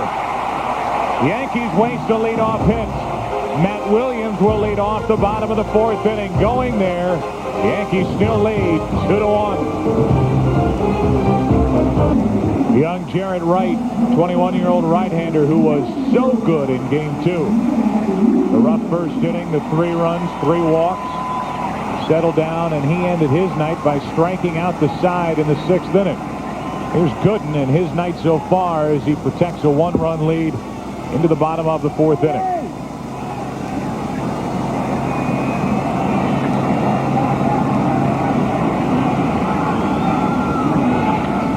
Hard hit, but right at Sanchez. 1 pitch, 1 out. Well, as we go along here tonight, we're in the 4th inning. You wonder how Joe Torre and Mel Stottlemyre will assess the work of Doc Gooden. We asked him about that very question. I think it's hurt Doc, even though he's been able to overcome some of it, is that he's gotten a little, I don't want to say cautious, but I think he tends not to trust his stuff enough. And the last couple of 2 or 3 outings, he's gone out there and thrown strikes, and it's always evidenced by his pitch count. A strike to Alomar with 1 out, nobody on. I think that's understandable for a guy, and we mentioned at the top of the show, Doc Gooden, a tremendous power pitcher early in his career, could rear back, throw his fastball right by most major league hitters. When you lose a little bit off that fastball, it's hard to trust your stuff because you don't have what you consider to be your good stuff anymore. I think Doc's curveball is much more consistent as far as throwing strikes with it than it was when he was younger. But his fastball obviously is nowhere near what it was in the mid-90s. 24-4 with a 1.53 earned run average in 1985, and obviously the Cy Young Award winner, the youngest ever. Ground ball to short for Jeter off the bat of Alomar. Sandy is 0 for 2. We remind you this copyrighted telecast is presented by authority of the Commissioner of Baseball and may not be reproduced or retransmitted in any form, and the accounts and descriptions of this game may not be disseminated without express written consent. Joe, I think a low pitch count in this inning, if he can get Brian Giles, would guarantee that Doc comes out in the 5th inning. Remember, the Yankees bullpen has not been scored on in this series. Pitch number 72 right there. Joe Torre saying right around 100. So if he has an economical inning here in the 4th, he could pitch the 5th conceivably, be right around 100, and then let the bullpen take over. No action in that pen right now. That missed the inside corner. And it's 2-0 on Brian Giles. Well, there's nobody throwing in the bullpen, but that does not mean there's no action. Yeah, right. You can bet they are keeping a close eye on every pitch that's thrown in this ball game, trying to monitor the locations, what's being hit. That's being hit into left. Giles the opposite way, a 2-out knock, and the 4th inning continues for Marquise Grissom.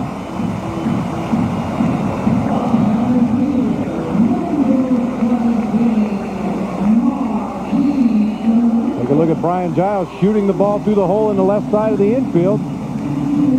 Not really a shift put on, but Jeter was a couple steps shaded up the middle. Charlie Hayes a few steps further off the line than he normally would be, and Giles found that hole on the left side. Reason for that smile, it's his first postseason hit. 0 for 5 this year, 0 for 1 last year against the Orioles. 1 on, 2 out, Grissom. Checks on Jeter. Plenty of time to end the inning, and the Indians strand their 5th of the night. We've played 4. Gooden and Hershiser hooking up. 2-1 New York. The look from high above Jacobs Field on a beautiful night in Cleveland, Ohio, providing our shots from above, the Goodyear Blimp Stars and Stripes. It's 1960 when the Goodyear Blimps first began live sports coverage at the Orange Bowl. Here we are in 1997, Sunday, October 5th. We get into inning number 5 with the Yankees batting and leading 2-1. Derek Jeter first up. He's 2 for 2. Pitch high for ball 1. Piece of cake for the Goodyear Blimp now, right? It's based in Akron. Not that far down the road. Same for you, right, Bob? 2-0. I was born and raised not far from here, down in Coshocton, Ohio, a couple hours south. Grew up, I was a long-suffering Indians fan when I was a youngster. Torn between whether to root for the Reds or the Indians, right? Yeah. Hard hit to short. One shortstop to another, and Vizquel takes care of Jeter, 1 out. Don't forget that Wednesday is game 1 of the American League Championship Series. The winner of this series takes on the Orioles. Coverage begins at 8 Eastern, 5 Pacific on Fox. That's at Camden Yards in Baltimore.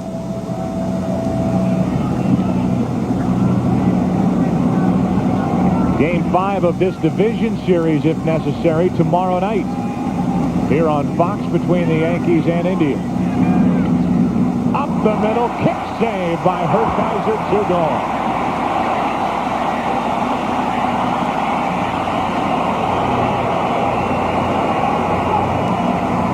Rock and Roll Hall of Fame, it's only appropriate to say, pick it, Wilson. All right.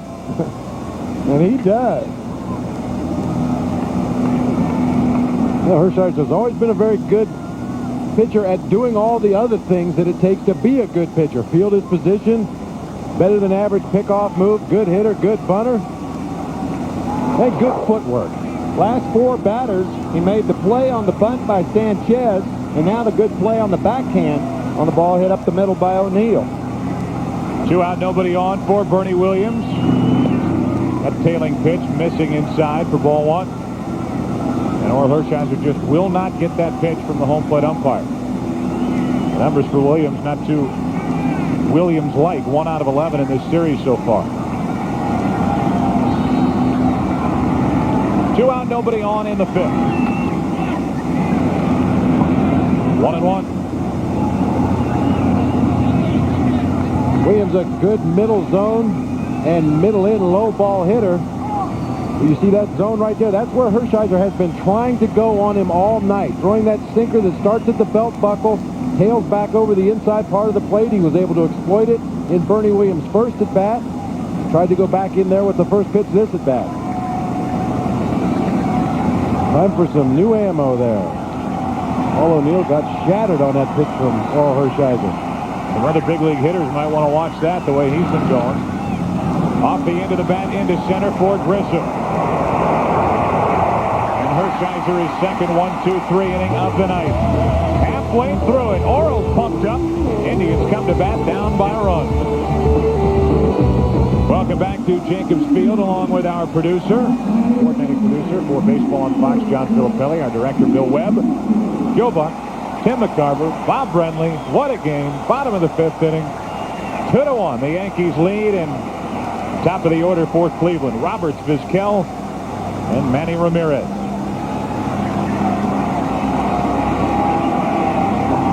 Good now trying to get through 5 innings.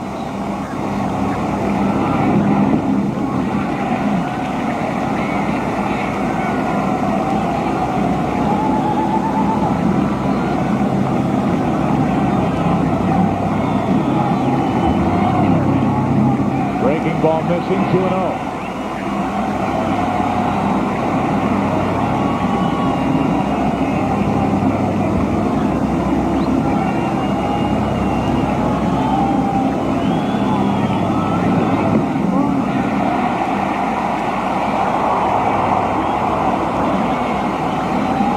Jim, you think it's too early in the game to take 2 strikes right here for Bill Roberts? I do not. Man, with this small strike zone. There's 1.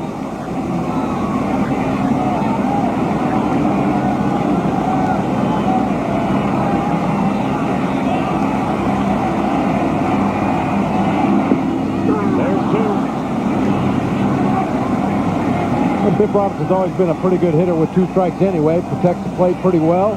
Able to slap the ball, take a defensive swing, put the ball in play. There's 2. It's definitely too early to take 3. Yep. It's always too early to take 3, as Doc Gooden on the first pitch misses with a fastball and then the breaking ball. He runs the count to 3-0 and then comes back with fastball to finish off Leon Bip Roberts. Gooden's done himself a favor by keeping Roberts off base. Came in 4 out of 12 with a couple of walks. He's 0 for 3 tonight. And a curveball for a strike to Vizquel. Hitting .500 in this series.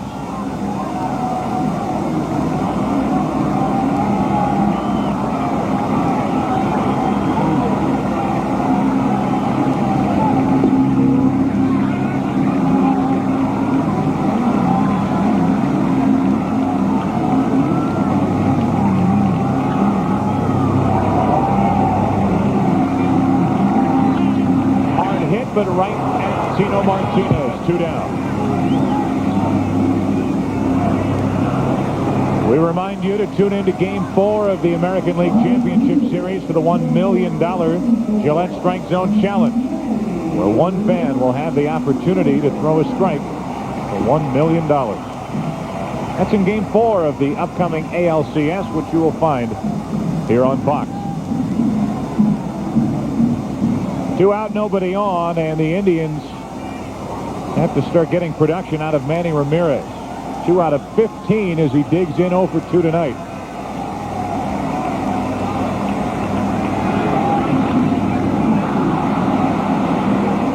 To the right side, O'Neill is in to get it. Ramirez 2 out of 16. Gooden a 1-2-3 fifth. They're talking it over. They might run him back out there for the 6th. 2-1 New York.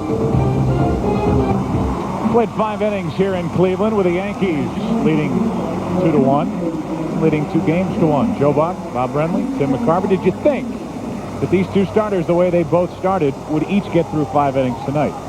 Hey, I don't put anything by either one of these guys. You know, they're able to step it up in a big situation. They haven't looked commanding at times tonight, but when they've needed big pitches, they've been able to come up with them. Yeah, both with shaky starts. The 2 runs in the first inning by the Yankees. The biggest play in this ball game, the play by Brian Giles to nail Tino Martinez to end the first inning. And just like that, Tino leads it off and grounds to first. Fair ball, 1 pitch, 1 out. In the 6th. Martinez now 0 for 2, was hit by a pitch back in the first inning. That's how he reached when he was gunned down at the plate. Cecil Fielder walks in. An RBI single in the first. He grounded out to first in the 3rd. Oshide has been able to get Cecil Fielder to chase sliders that are way out of the strike zone, never in the strike zone. Cecil swung at a couple of them last at bat.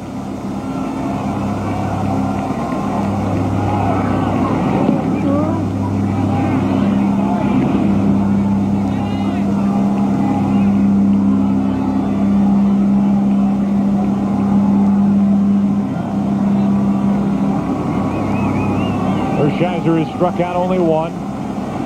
Gooden, on the other hand, has 4 strikeouts tonight through 5 innings. The Yankees have out-hit the Indians 7-4.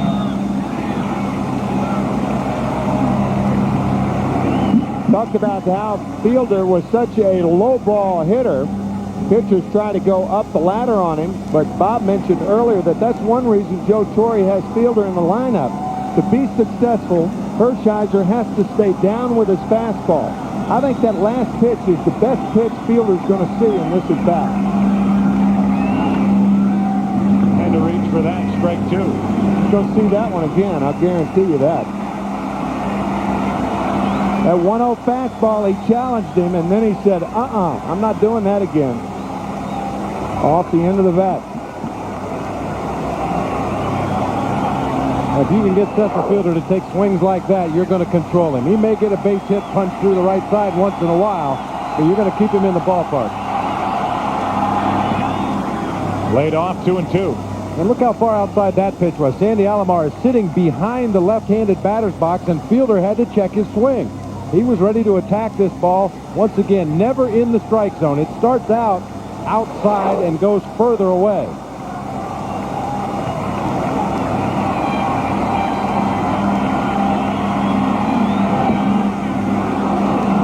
Full count.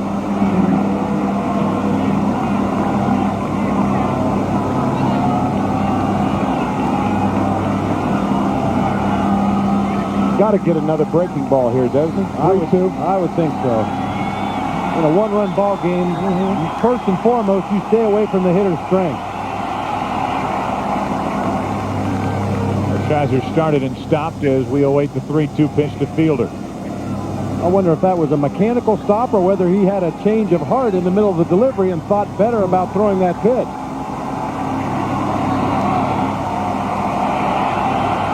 Whoops. It didn't look mechanical. Now the 3-2. 2 out and a breaking ball.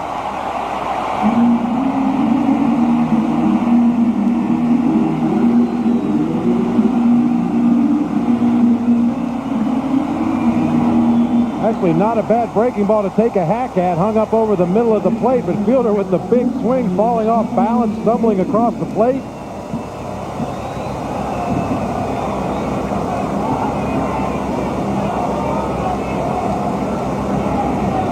A good tight rotation on that slider. Starts over the inside corner, breaks it right over the heart of the plate. Now Hayes skies one to center. Back-to-back 1-2-3 innings for Oral Hershiser. He's dialed in doing his part. Comey, Justice Williams coming up for the Indians, down 1. Doc Gooden has thrown 85 pitches through 5 innings. Graham Lloyd, the left-hander, Ramiro Mendoza, the right-hander. Here's what we think is going through Joe Torre's mind right now. Doc Gooden will be allowed to pitch to Tomey. If Tomey gets on, one would think that Lloyd would come in to pitch to Justice and then Ramiro Mendoza after Justice. Otherwise, there's no reason really to have Graham Lloyd up right now. We assume that's what Joe is thinking about this point. Awful big risk in a one-run game with a guy like Tomey at the plate. They stick with Gooden, who misses for ball 1.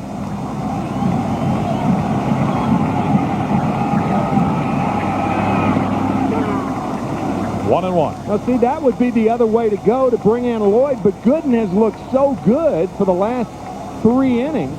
Only 1 hit over the last 3, 2 base runners for the Indians. I think Joe's trying to bleed that hot hand for as long as he can. He's up on the count, 1-2 on Tomey.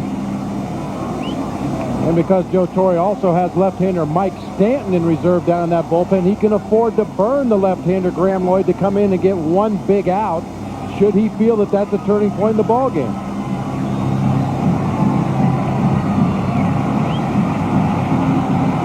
Well, the David Wells complete game yesterday really gave the Yankees a chance to get a breather down in that bullpen. They should be healthy, fresh, and ready to go. 1-2 on Tomey. 1 away. And how much more do you want from Dwight Gooden if you're the Yankees? He struck out 5. Here he is pitching in the 6th inning, and he goes through Jim Thome. Well, he's really had his way with Jim Thome tonight. He misses with the first breaking ball, the second one for a strike, the third one for a swinging strike, and then once again, as he did back in the 3rd inning, Thome swings over the inside curveball. That's the biggest difference in Gooden in the early innings, the first 2, and the last 3 1/3. He has gone to the curveball. Joe Girardi is not going to let him get beat on that fastball right now, not with Justice, who had homered off a fastball earlier. He may throw him the fastball, but not to hit.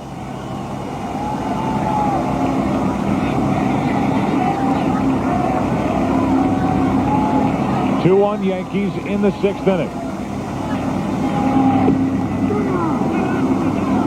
Caught the outside corner on 1. Well, Joe Girardi does such a good job of receiving that outside fastball. Excellent.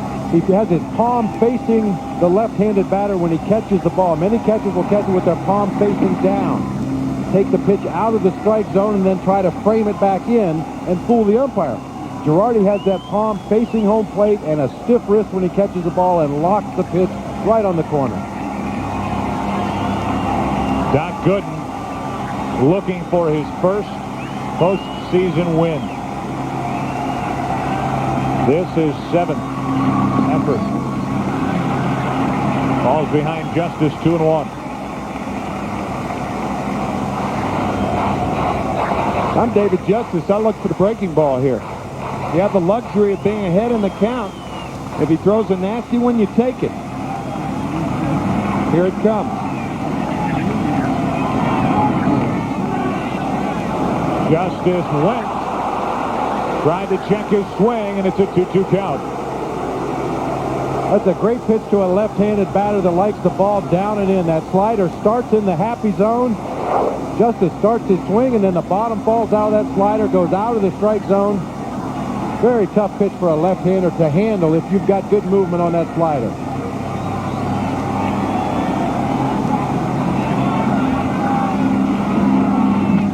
The other way, but foul. And it's still 2-2.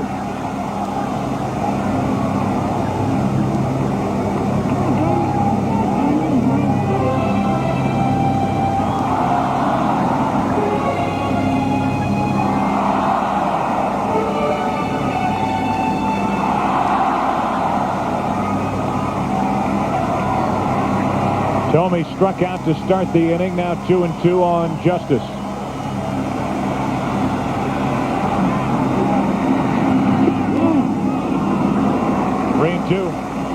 Tried to come back with that same slider down and in, get Justice to swing again. This time is a little bit too high. Justice doesn't bite.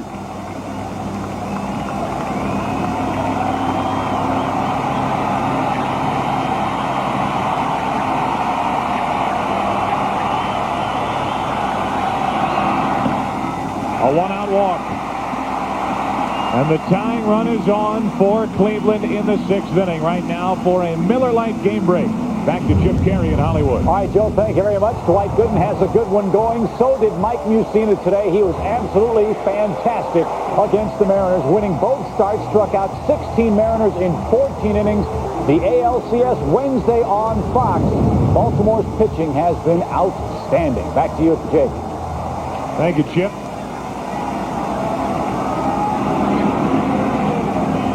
3-2 slider. Gooden wanted that pitch. It appeared to hang up a little bit too high.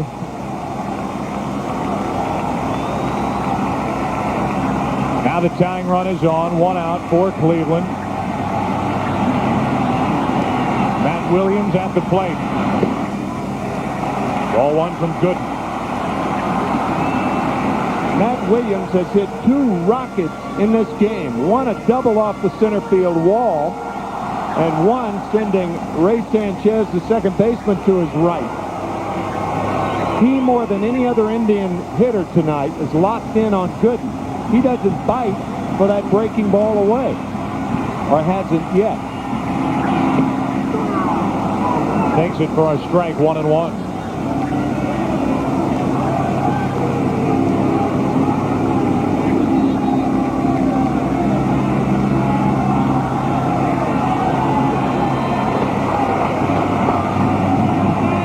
the scoring done in the first 2 innings. Yankees got 2 in the first. Indians got a run in the second and a home run by Justice. He's at first here with 1 out. And a drive to left center field. At the track, Williams says he has it. 1 step in front of the wall, 2 out.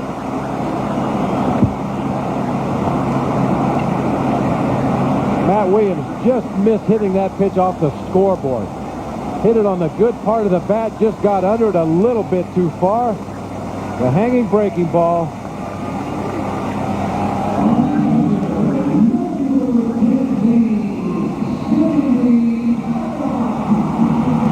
He knows he just missed one right there. Matt Williams just missed a grand slam in game 1. And he just misses a 2-run homer to put the Indians up here. Collective sigh of relief in the New York area. And on the 99th pitch, his next pitch would be his 100th. And remember, we told you that Joe Torre said it would be about 100 pitches. After that curveball to Williams, you got to think Joe's leaning toward Mendoza. He wants Gooden to tell him the truth. Now he's talking to Girardi. Okay, I trust you, but you better tell me the truth. And it looked like they did.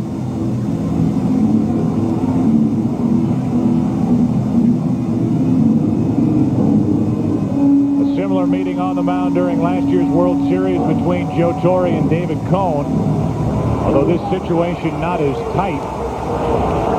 The tying run is on. 2 out.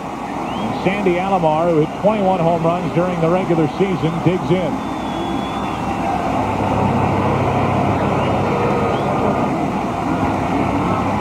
One on, 2 out. Ball 1 to Alomar.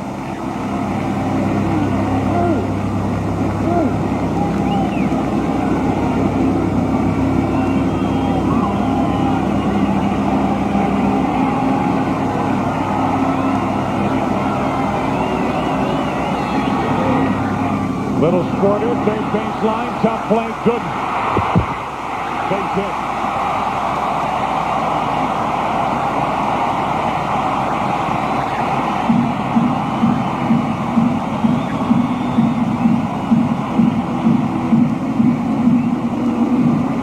Joe Torre looks like he wants to make a move. Does he bring in Lloyd to get Giles out of the game?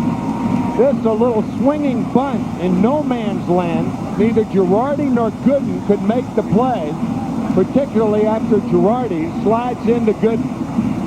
I think you go with the left-hander, make Cleveland make a move, and put the right-handed batter in there.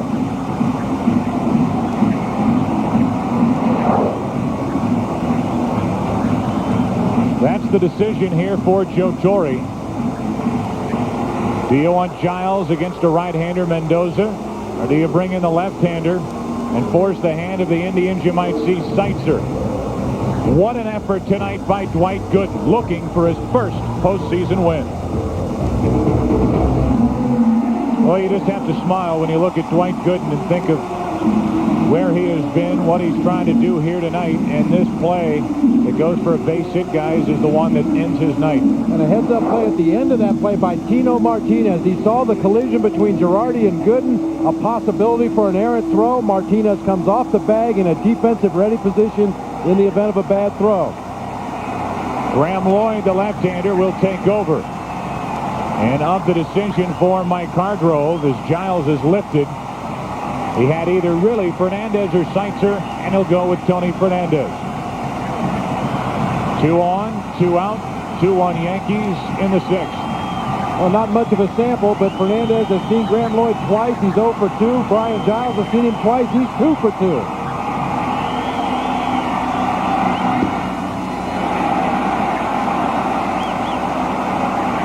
By going with Tony Fernandez, you're going with a guy who had 2 hits in Game 2 of the division series. And also, from a defensive standpoint, you could put Fernandez in at second base and move Biff Roberts into left field. So it's an easier manipulation of your defense at the same time.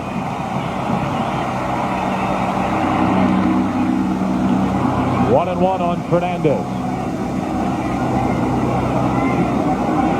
Talked about this in Game 2 when Tony Fernandez was in the lineup. Highest batting averages in the American League against left-handed pitchers, and Fernandez, number 2 on the list.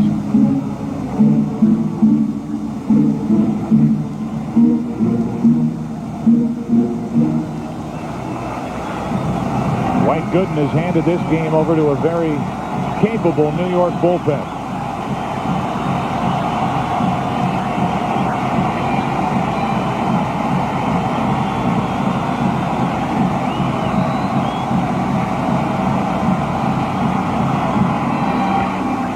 The third, but foul, and strike 2.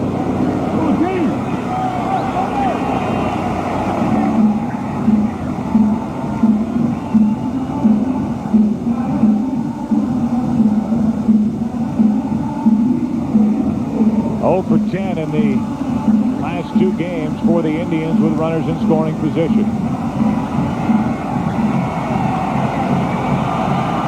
Justice, the tying run, the lead runner at second. The go-ahead run is the trailer Alomar at first, and time call. Well, David Justice is not the fastest runner on this Indians team, but he is getting a great secondary lead off of second base. Takes his initial lead off right there as the pitch is delivered to home plate. He's getting 3, 4, 5 huge crow hops off of second base, and his momentum is moving towards third. And with 2 strikes and 2 outs, he'll have to be breaking as soon as Tony Fernandez starts that bat.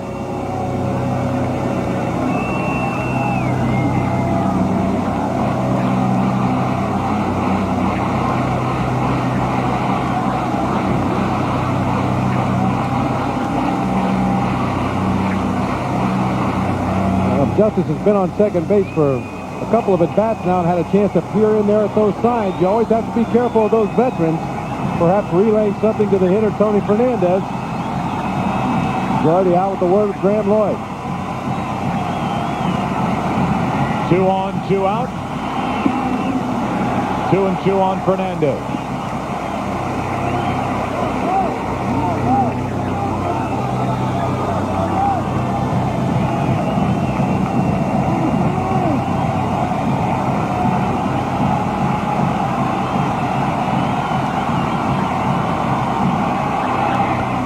To the left side for Hayes. Good play to smother it. The bases are loaded.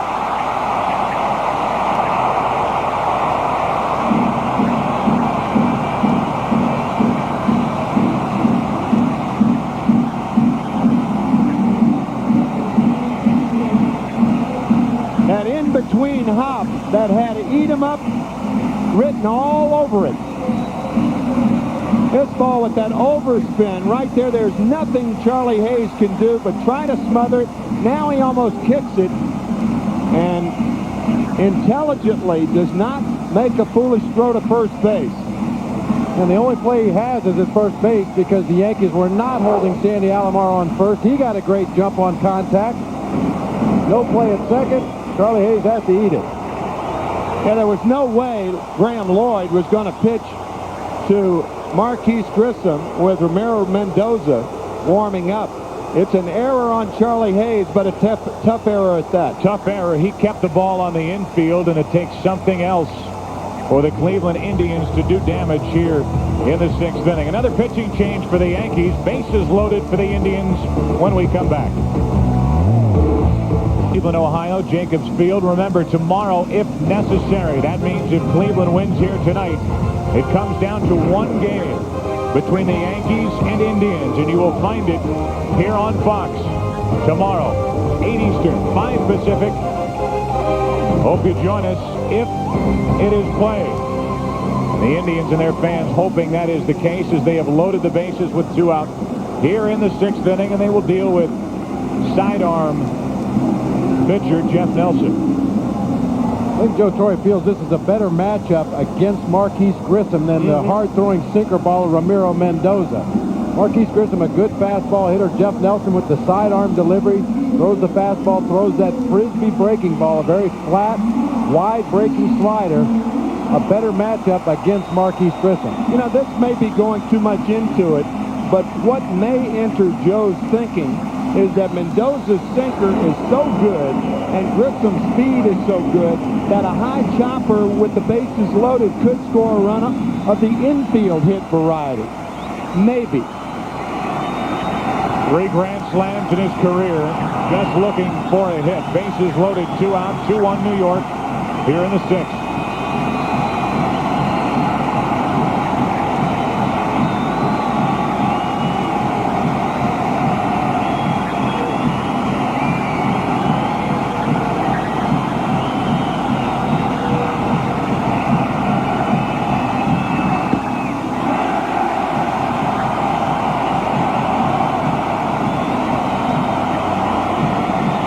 Unorthodox delivery from Jeff Nelson. A little hesitation in the middle.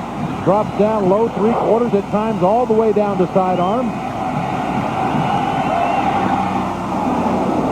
90 miles an hour and a strike on the foul ball, 1-1.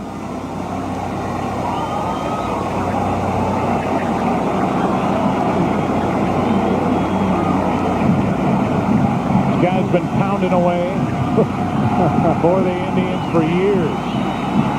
Moved from Municipal Stadium here at Jenkins Field. Indians with the bases loaded, 2 out for Grissom. Strike 2. He missed the 0-1 pitch by fouling it back. This pitch too high to handle. Jeff Nelson, the pitcher that came on in Game 1 with the bases loaded, threw 1 pitch to Matt Williams. The 7th inning, leading by a couple, and Williams flying to the wall and right, caught by Paul O'Neill.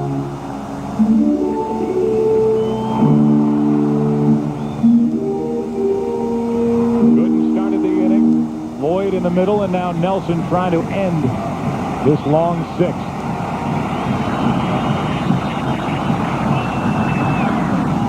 The pop up to the right side. Sanchez is there, and Jeff Nelson has done it again. Doc Gooden still in line for the win. It's up to the Yankee bullpen. Back for the 7th after this from your local Fox station. Sid Roberts moves from second base to left field. Tony Fernandez, who reached on the error as a pinch hitter, takes over at second. We get into the 7th. Hershiser back to work. 2-1 New York, and Girardi leads it off, takes the ball. It'll be Girardi, Sanchez, and Tim Raines for the Yankees up by a run. Just to put a cap on that 6th inning for Cleveland. The pop-up by Grissom, they've now left 8 and are 0 for 7 with runners in scoring position tonight. Girardi grounds out to start the 7th inning. We talked about it before, and in the 1st inning, Brian Giles comes up with a defensive play of the game, nailing Tino Martinez at home plate. At the time, it was 2-0 Yankees. That would have made it 3-0 or 3-1 right now at the very least. So even though Brian Giles is out of the ball game, he has contributed mightily so far tonight. Hershiser has retired 10 in a row as he deals ball 1 to Ray Sanchez.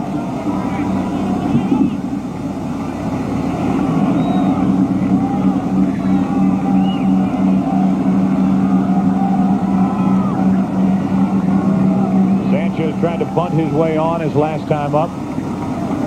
Questionable call on his part. Hershiser took care of it. The putout was scored 1-3.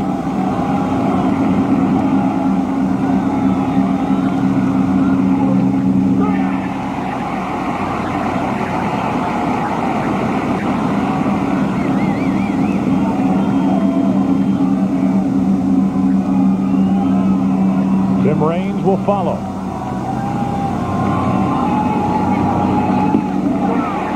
Strike 2. He may be 39 and contemplating retirement, but he can still pitch. We talked about that look earlier in the game. He had it even when the Yankees scored the 2 runs. That play by Brian Giles energized Hershiser. Well, Felix in his bag of tricks. You may have noticed the last couple of innings, Hershiser has started to drop down himself on some of the pitches. Drop down on the slider, make it break a little bit wider. Drop down a little bit further on the sinker, try to get a little more movement on that pitch.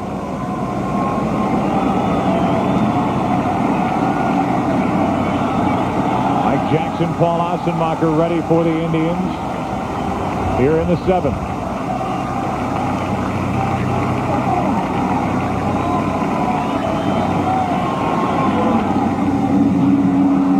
Still 2-2.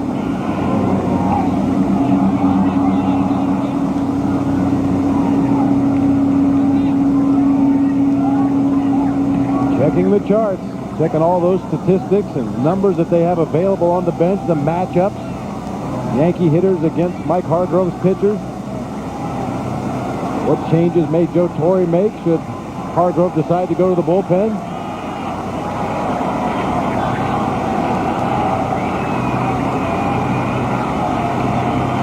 Hershiser approaching 100 pitches. This is number 91 coming up on 2-2 to Sanchez.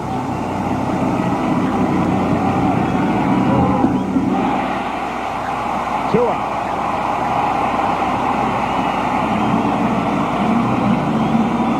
Before Raines walks in, we'll give you our Aflac trivia question. Last night, Paul O'Neill hit the 4th Grand Slam in AL Divisional Series history. Who hit the other 3? You only have to think back to 1995. And my short-term memory is shot. I can't remember yesterday's game. I remember 30 years ago better than I can what I had for breakfast this morning. Raines, who, if you remember, grounded out to second in the 1st, grounded out to 1st in the 2nd, struck out in the 4th, and ate oatmeal this morning.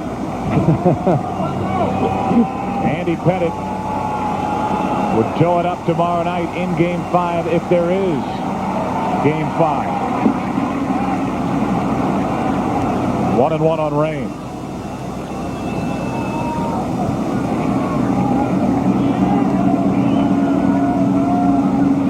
Jared Wright will do the same for Cleveland.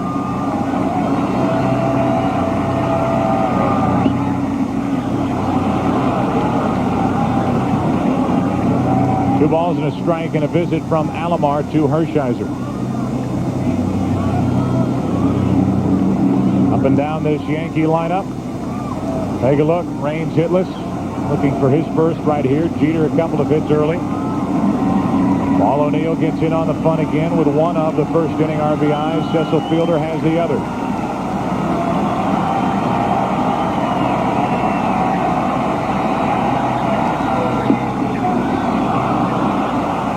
Three and one on Raines. Looks like Hershiser's thinking with Raines up there is to stay away. If he hits a mistake away, it's a single. If he hits one inside, could be a long ball. Into left center field, a hit. First of the night for Raines, and as Grissom bobbles it, Raines took a wide turn, but he's at first with 2 out. Well, have you thought about it long enough? Our Aflac trivia question. Last night, Paul O'Neill hit the 4th Grand Slam in AL Divisional Series history. Who hit the other 3? Edgar Martinez for Seattle. New Yorkers remember that. In October of '95, Bobby Bonilla. Last year for Baltimore, Albert Bell. Last year for the Indians.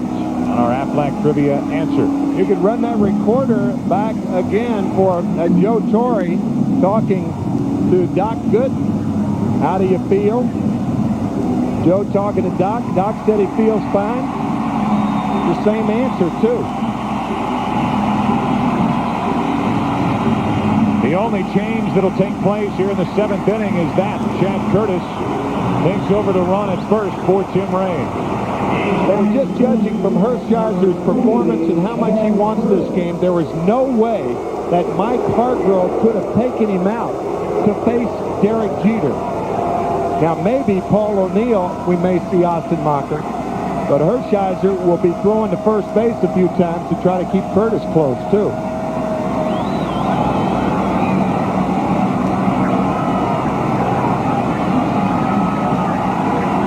Jeter's 2 out of 3. Hard hit, but Vizquel takes care of it. The force out to end the inning. I'll say it again. He's done his job. Time to stretch. Indian fans just got a head start. It's a beautiful night in Cleveland, and it has been a fun night in Cleveland from high above. Our shots are from the Goodyear blimp, Stars and Stripes. Our thanks to Captain Ash and the entire crew.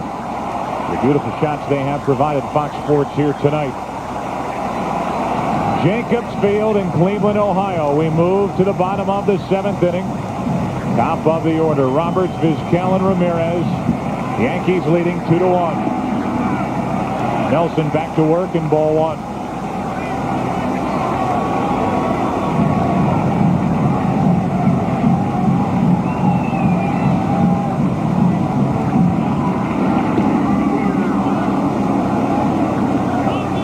Chad Curtis, who took over on the bases for Tim Raines, now takes over defensively and left.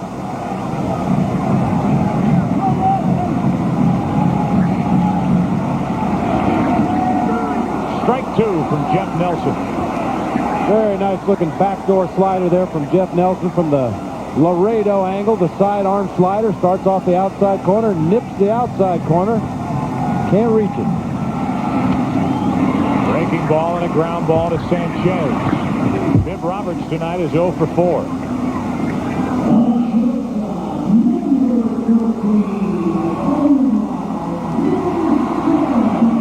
As we play here in the 7th inning, we remind you that at the end of today's game, Tim, Bob, and I will be selecting the Chevy Truck Player of the Game. All of the scoring in the first 2 innings, the Yankees got 2. An RBI double by Paul O'Neill. And a base hit with 2 out from Cecil Fielder to score a run. And the Yankees got 2 in the first. Hershiser settled down from there on. And then in the second for Cleveland, a leadoff home run from David Justice, followed by a double by Williams. But Gooden in the bullpen through the rest of the night, hanging on to this 1-run lead.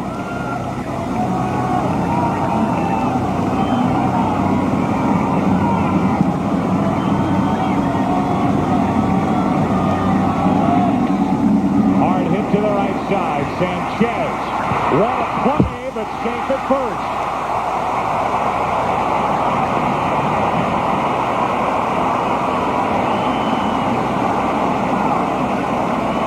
What a play it would have been. You've heard of the triple-double in basketball. Watch the double flip by Sanchez. Once, twice. Strong throw, but errant throw backed up by Girardi. Well, what body control to know where he is in the course of those barrel rolls and be able to get to his feet and have his body pointed towards first base, at least in a position to make a throw. No surprise that it's ruled a base hit for Vizquel, his second of the night, and here is Ramirez, who is struggling. Strike 1 from Nelson. You could see Nelson with that slide step. He barely came to a stop. It was almost a balk. And the reason he has to hurry his throws home like that, he's tall. It's a tough time unwinding. 13 out of 15 that have tried have stolen against him this year. There goes Vizquel. Had a good jump, but Ramirez fouled away strike 2. Yeah, that walking lead at first base, Nelson didn't make him stop. He would have stolen that base easily off Jeff Nelson. Well, much like back in the 3rd inning after drawing a leadoff walk, Vizquel was allowed to get his momentum moving towards second base. At the time, Doc Gooden did not make him stop. Vizquel off and running, stole the base easily without a throw from Joe Girardi. Sometimes you don't make a runner stop if his feet are stopped. Sometimes by leaning towards second base, he gets as much momentum because that carries that back leg across. One of the best deterrents for the stolen base is to make him wait.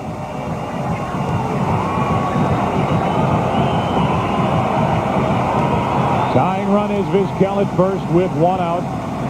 Yankees leading 2-1 in the 7th, 0-2 on Manny Ramirez.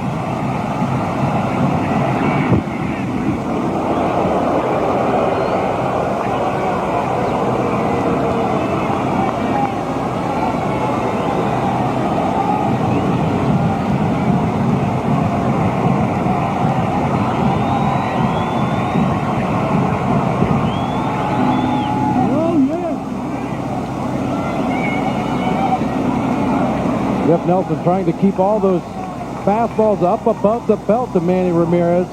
We documented earlier, a very, very good low ball hitter. That is the direction that most of those sinkers are going to take from Jeff Nelson, so he's really making an effort to keep those pitches up. Ramirez only able to foul it back.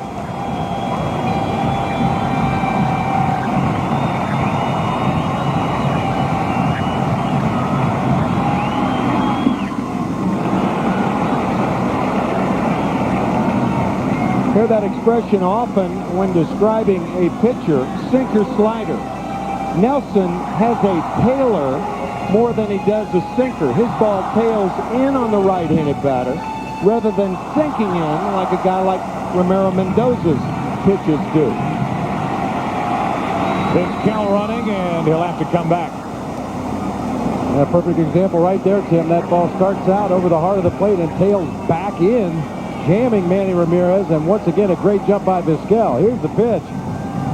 You'll see that fastball starts over the heart of the plate, runs back in just enough that it hits down near the trademark, turns into a foul ball. Boy, Vizquel had a huge jump once again at first base.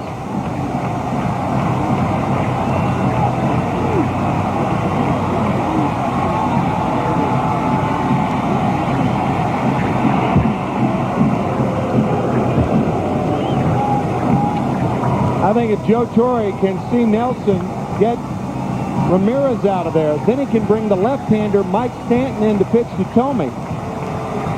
And he's protected both ways against the stolen base and the left-handed batter. Ramirez right at Hayes. 2 gone.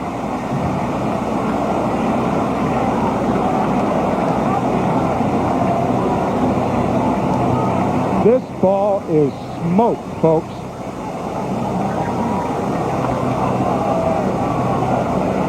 You can see Charlie Hayes not guarding the line here in the 7th inning. Yankees with a 1-run lead, playing in his routine position, and was right there to catch that line drive.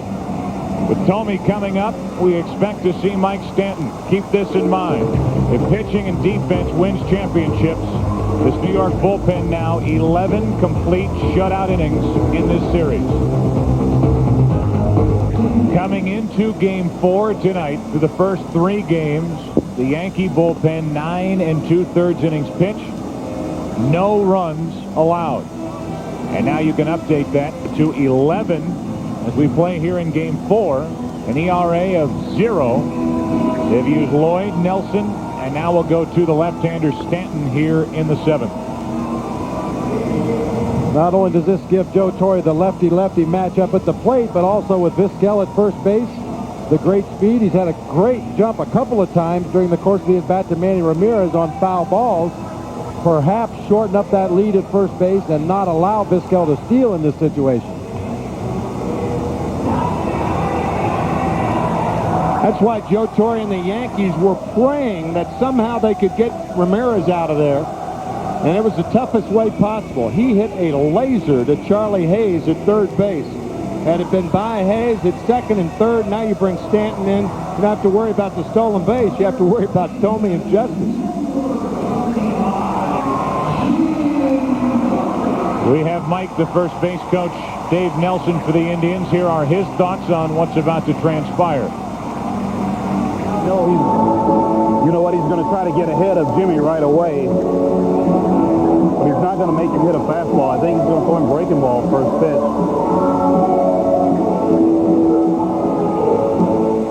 I think what Dave Nelson's trying to do is to determine, along with Vizquel, what the best pitch to run on would be. If you can pick the breaking ball up, it's slower. The chance of it being in the dirt is better. So that's what he's talking to Vizquel about. If you're going to choose a pitch on which to run, choose the breaking ball. Tying run at first, 2 out here in the 7th. Now there was that 5-1 sign for the pickoff again, but a little twist. Joe Girardi made Mike Stanton shake his head before signaling for the throw to first base. Plant that seed in the runner's mind that the pitcher is shaking off a pitch, right? Because you normally wouldn't shake off a throw to first base. Another one. Here comes again. Now this was the first pitch. Mike Stanton on the mound. Vizquel at first. Joe Girardi Watch him shake his head back and forth. Mike Stanton shook his head no, which usually would indicate he was shaking off a pitch, trying to decoy that runner.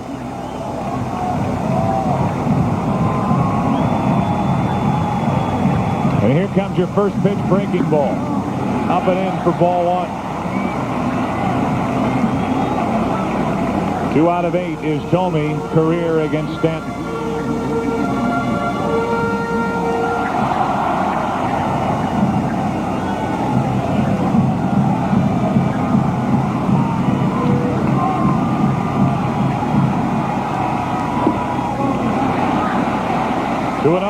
Oh, those tangled webs we weave when first we practice to deceive.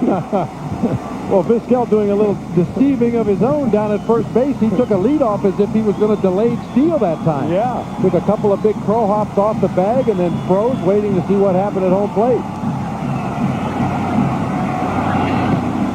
Over the outside corner for a strike. 93 miles per hour from the left-hander. It's 2-1.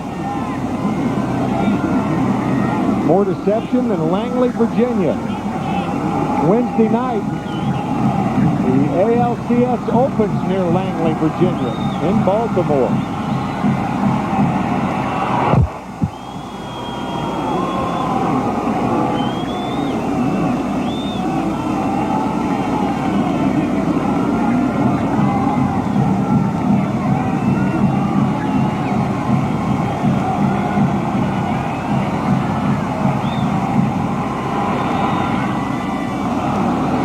To the left side and out of play, 2-2.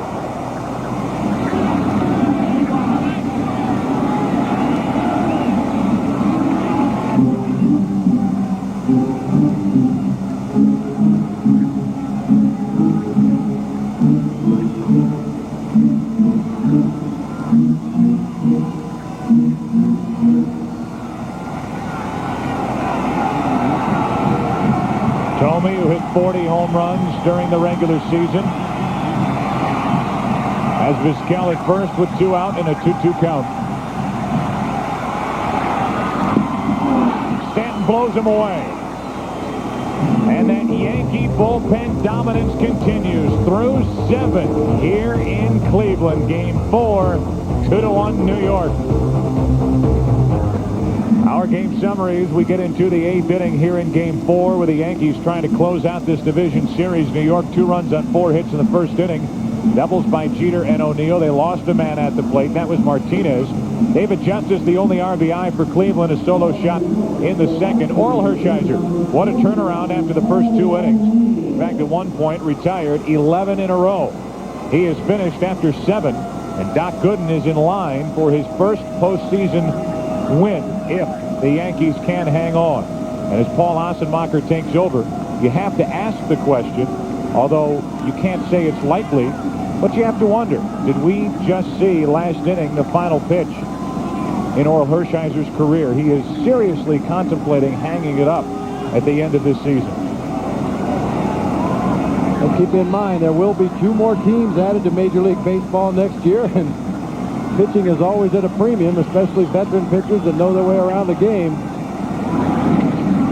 O'Neill starts the 8th inning with a base hit to center facing Assenmacher.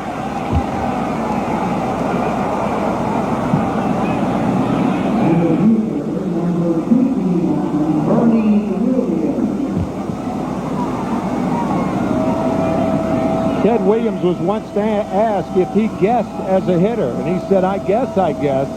Well, Paul O'Neill came up to the plate looking for a fastball then and smoked it to center field. Otherwise, you can't hit it if you don't look for a fastball off Assenmacher because he throws so many breaking balls. Here's Bernie Williams, 1 on, nobody out. Yankees trying to pad their 8th inning lead.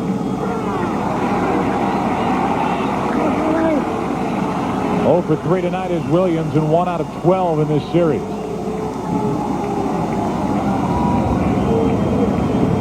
Mike Jackson getting ready. So you've got Williams up now. Tino Martinez, a left-hander, on deck.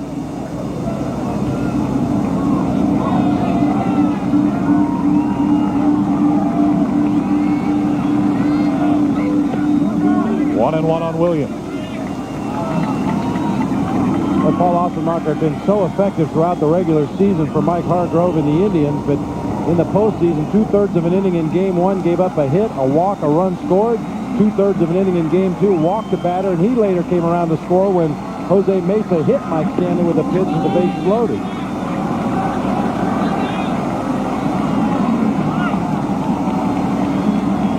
Well, Mariano Rivera warming up. You would think that Joe Torre would allow Stanton, the left-hander, pitch to David Justice and then bring in Rivera. No more than 5 outs he'd have to record in a 9-inning ball game.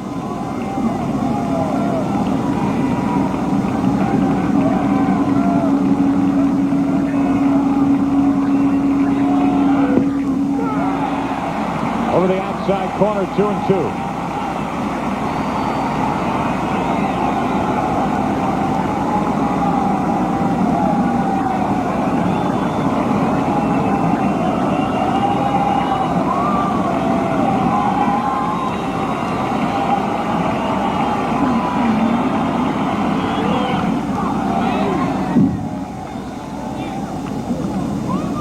Take a look at the list for the Yankees.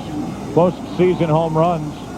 The all-time leaders, Mantle out in front by 3 over Babe Ruth. And at the bottom of the list, Bernie Williams with 8. Of course, extra rounds now with which to work. But Bernie Williams still very early in his career. Bob, how would you rate the pickoff move of Paul Ossenmacher? Well, on a scale of 1 to 10, 10 being the best, I'd say it's probably about a 2. All the things that a left-hander tries to do to disguise his pickoff move, Paul Ossenmacher does not do. A lot of people go with the thinking that if it's that bad, don't throw over there. Absolutely. They'll never know how bad it is. Don't show it. Don't let them see how poor that pickoff move is. To the sublime of Andy Pettit. You can immediately see Paul Ossenmacher's upper body rocking back. His head rocks back.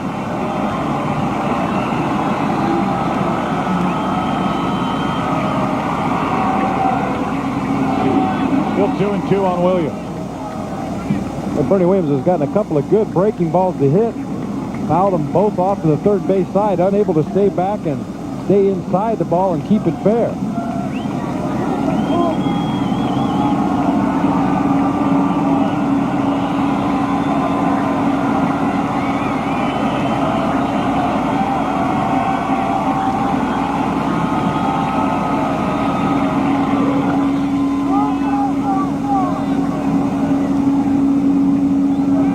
The approach on that slider from Paul Ossenmacher. Bernie Williams continues to be out in front, hit the top half of the ball, foul it off, foul it off, foul it off. You're thinking right field on this pitch. You can drive this ball a long way. See, that's a breaking ball right over the heart of the plate. Bernie Williams just jumping out there a little bit too quickly. Of course, with 2 strikes, he's very much in a defensive mode up there at the plate, just trying to foul off anything around that zone. Those have been 3 good pitches to hit.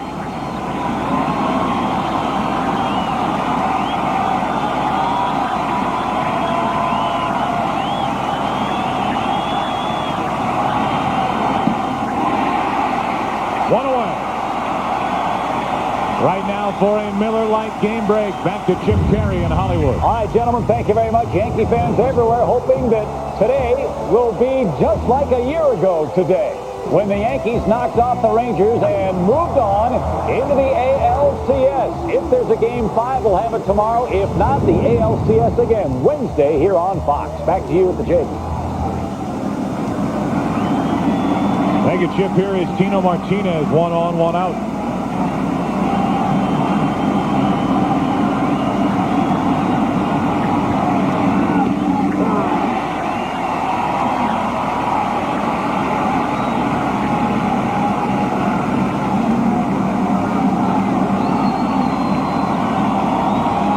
Likely the last hitter for Ossenmacher.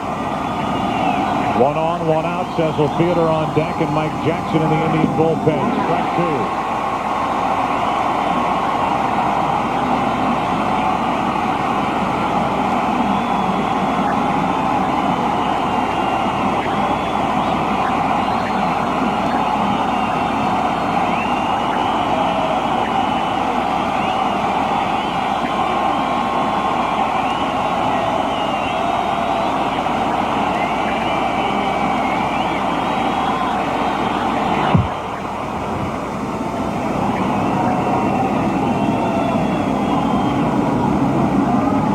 2 again.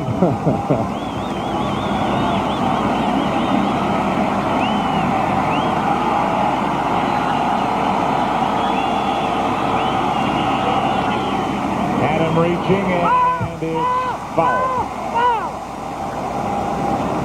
Interesting thing about that play is Dave Phillips is not supposed to make that call. The home plate umpire is supposed to make it before it gets to first base. And you could hear Dave Phillips making the call first. Watch home plate umpire Greg Koss. See, Dave Phillips is not following Koss, the home plate umpire. But before the ball gets to first, it's the home plate umpire's call, not the first base umpire's.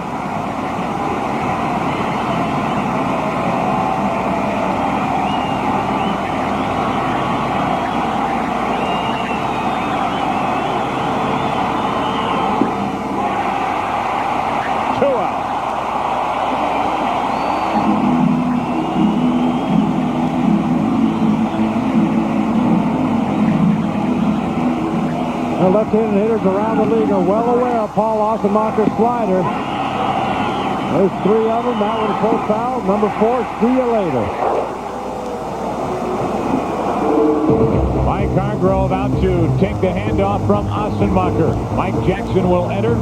Cecil Fielder due up for the Yankees here in the 8th. They lead 2-1. Have 1 on with 2 out.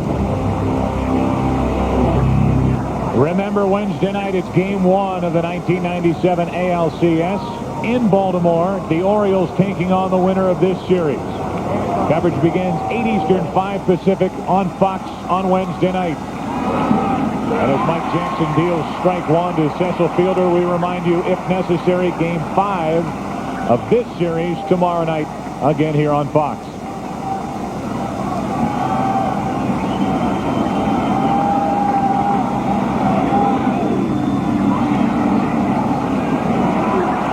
Quickly an 0-2 count.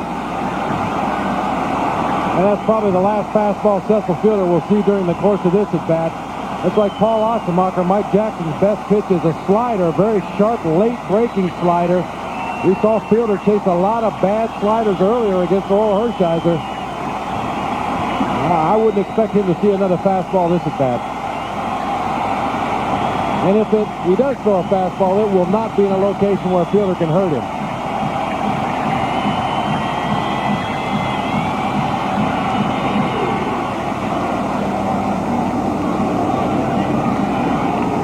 That was a mistake with the slider. That slider not where Mike Jackson wanted it. With the count, no balls and 2 strikes. Look at Alomar sitting off the plate away. That ball tails back over the plate, really backed up over the outside part of the plate. That slider was hittable right there. O'Neill running, and Fielder fights it off. Well, he did get another fastball, but it was in a good location, up and in right on the fist. You take a look at Mike Jackson's scouting report. He throws that fastball in the mid-90s with late movement, late breaking slider. He probably will not throw a changeup in this situation, but he will work both sides of the plate, and we've seen him do that already on Cecil Fielder. O'Neill was running on that last pitch.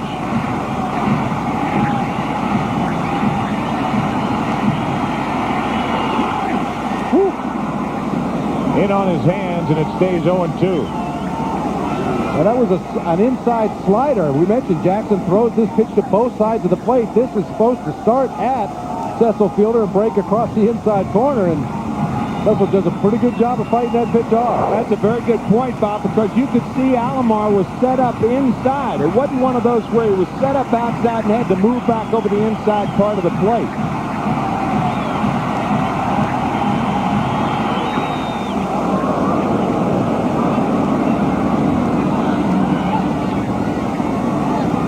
For the second year in a row, Mike Hargrove and the Indians facing elimination in the Division Series round.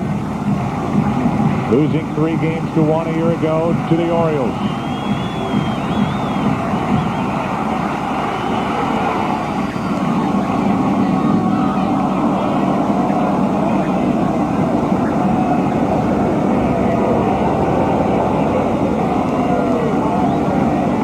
Somebody's relaxed.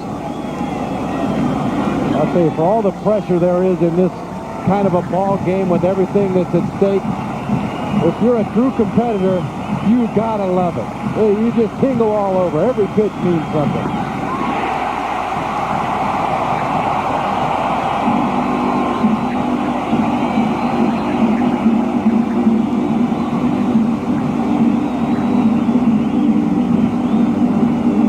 The 1997 American League Division Series on Fox is brought to you by Chevrolet Trucks, the most dependable, longest-lasting trucks on the road.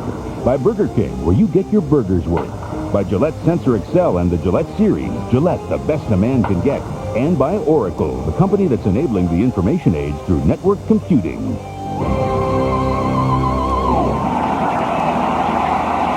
One of the best baseball cities around the major leagues. They pack them into Jacobs Field night after night, day after day. The biggest crowd ever at this ballpark saw Game 3, 45,274.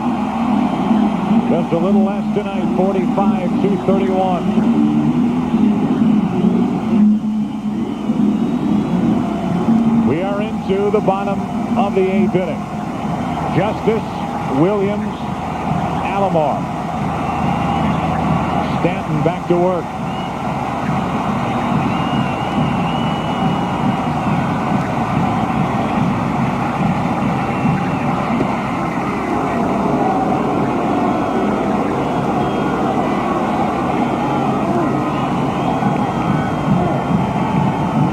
White Gooden lasted 5 2/3 innings. Only 1 run on 5 hits. It's been the Yankee bullpen ever since. Strike 2 on Justice. 2 nasty fastballs on the outside corner by a former teammate, Mike Stanton. And this will probably be Stanton's last guy with Matt Williams on deck. Then we'll see Ramirez. Mariano Rivera, I beg your pardon.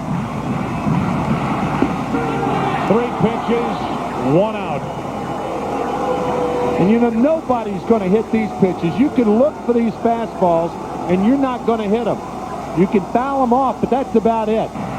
3 fastballs, shredding the outside corner. Oh, man. Those are nasty. Well, and I'll say it once again. Joe Girardi does an outstanding job of holding that ball on the outside corner, really giving the umpire a good look. Stanton does his job. Came on to strike out Tomey in the 7th. Strikes out Justice to start the 8th. Back to the bullpen goes Joe Torre. Bottom of the 8th inning. Yankees hanging on by 1 run. We're in the bottom of the 8th inning with the Yankees leading 2-1. 1 out in this frame. This Tuesday, can 3 divorced guys juggle fatherhood and dating without losing their minds? Find out when Paul Reiser and Janine Garofalo star in the network premiere of Bye Bye Love, Tuesday, 8 Eastern, 7 Central here on Fox.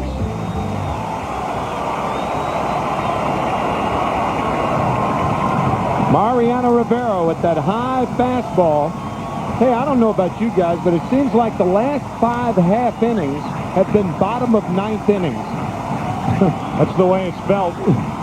Back in the 6th inning when the Indians left the bases loaded, in the 7th inning when they had 2 pitchers from their bullpen, both Nelson and Stanton, and now here in the 8th.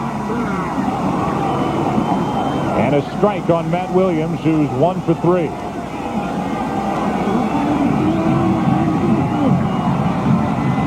You cannot say enough about this Yankee bullpen. Now 11 2/3 scoreless innings in this series. That'll get out of play, and strike 2 on Williams. Tim, you mentioned that high explosive fastball from Mariano Rivera, but I think that second bullet point, the fact that he lulls the hitters to sleep with that deceptive motion, he hides the ball very well, and in order to be successful, you have to make him get the ball down in the zone. It's almost like he's using someone else's arm when he throws. How can a guy that thin throw that hard? And you can see the sign from Girardi, fastball, and he put his palm towards the sky, lift it up, get it up, get it up. He has Williams set up at 1-2.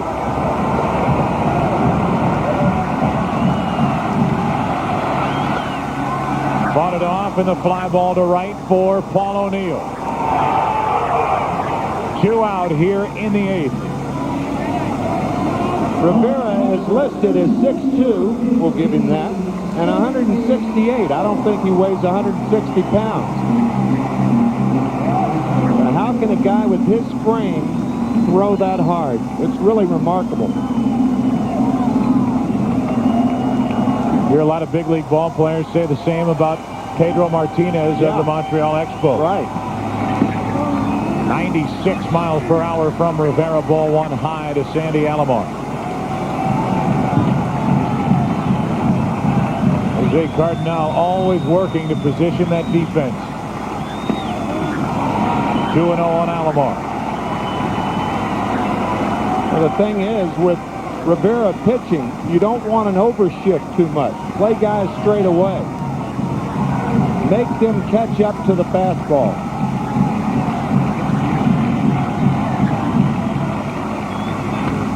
Into right field, well hit. Track, wall, hide.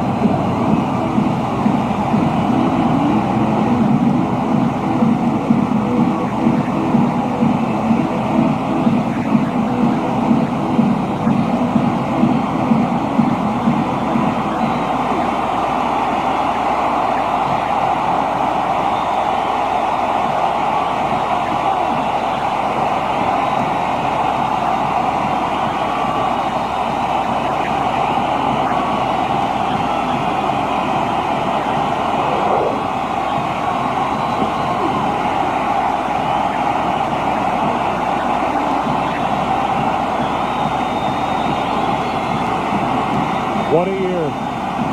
What a year for Sandy Alomar Jr. Now Fernandez. The final out in the 8th inning.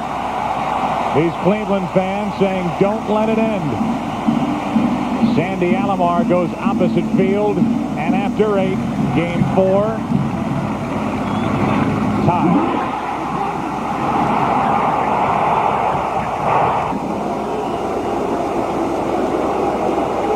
We said that the outfield was positioned for the hitter to catch up to the fastball. Well, Alomar did. Unbelievable. Strike one to Charlie Hayes leading off the ninth. Well, Sandy Alomar ever had any political aspirations, this would be the time to run for mayor of Cleveland. 7th inning home run in the All-Star game, proved to be the game winner. Home run tonight to tie it up.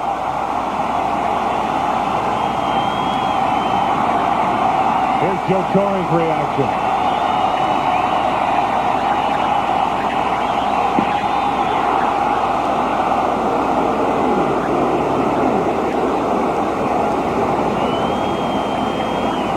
Hayes trying to fight his way on base to start this 9th inning.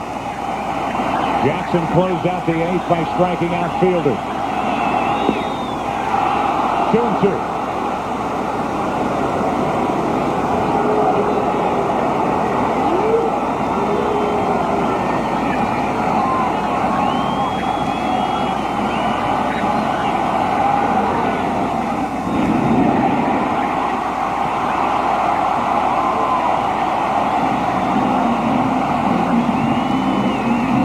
On the line at the right time was Jim Thome.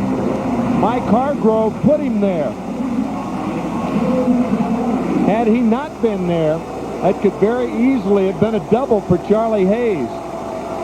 Well, Mike Jackson does such a good job of setting up that slider. He threw 2 fastballs just off the outside corner, comes back with the slider a little bit further inside, but moving away. Got the defensive swing from Charlie Hayes. Now Girardi takes a strike.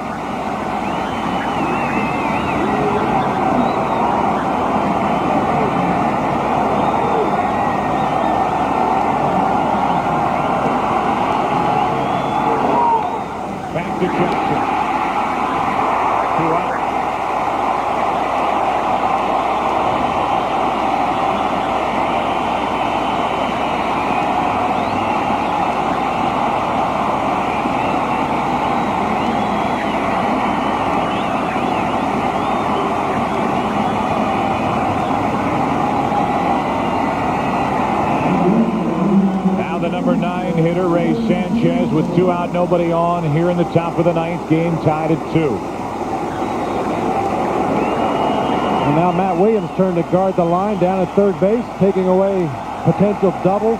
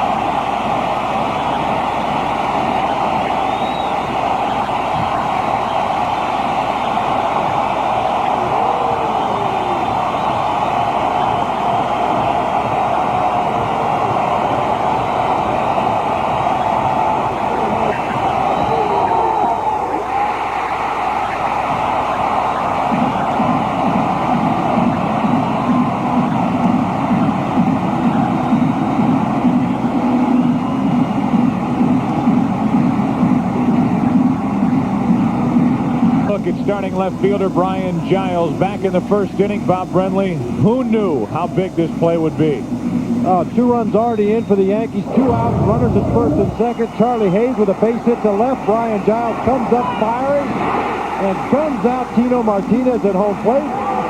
Didn't seem like that significant of a play at the time, but one more run would be awfully big right now. I think this is a good move by Joe Torre. He brings in Ramiro Mendoza, who worked 3 1/3 innings to get the win in Game 1. He saves Mariano Rivera in the process to bring him back tomorrow night if necessary. Mendoza can go deeper in the game, and Joe wasn't going to get any more than an inning out of Rivera anyway. Grissom, Roberts, and Vizquel.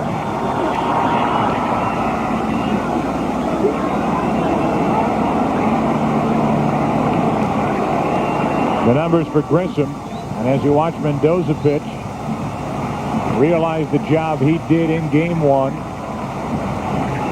Only Brian Boehringer is left out in that bullpen for New York. Mendoza was our player of the game in Game 1. He got the win. Little flare off the bat of Grissom, falling in a hurry, base hit.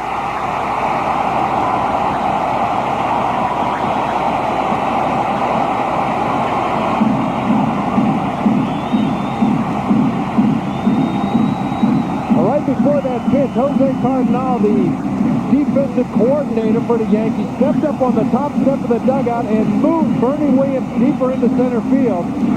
Marquise Grissom gets jammed at the little floater out there. Ends up with a base hit. I don't know that Bernie Williams could have made the play anyway, but the Yankees were playing deep. Now you expect a bunt from Bip Roberts. Potential winning run at first with nobody out in the 9th.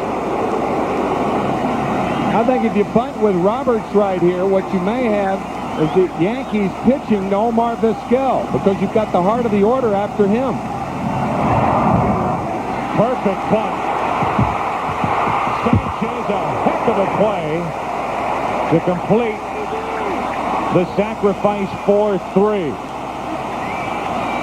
And down to second is Grissom. Roberts did his job. Only the good fundamental play of Ray Sanchez allows him to make this play a great bunt out into no man's land. Sanchez did not cheat towards first base early. He started to move that way, but he was not running across the infield. That allowed him to change his direction, come back, make the barehanded play on the great bunt by Bip Roberts.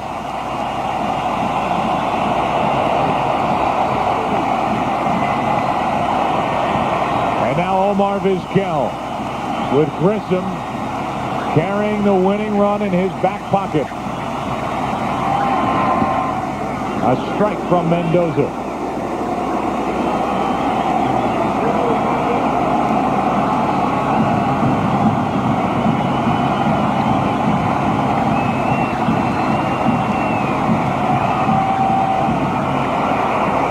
Bernie Williams has moved up to where if the ball's hit hard up the middle, Bernie would probably have a play on Marquise Grissom if the ball's hit hard enough. Off Mendoza, base hit. There will be Game 5 tomorrow night.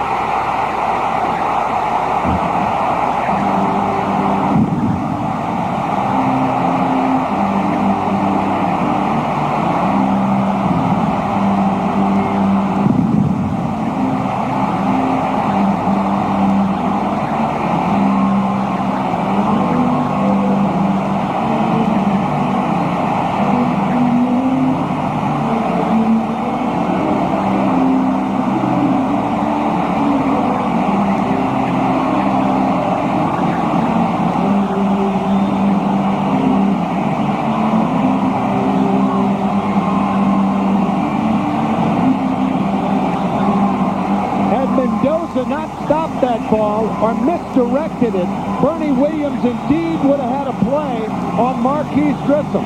But the minute he gave a skate save, the ball hit off the backhand of the glove. Jeter could not change directions just under the glove.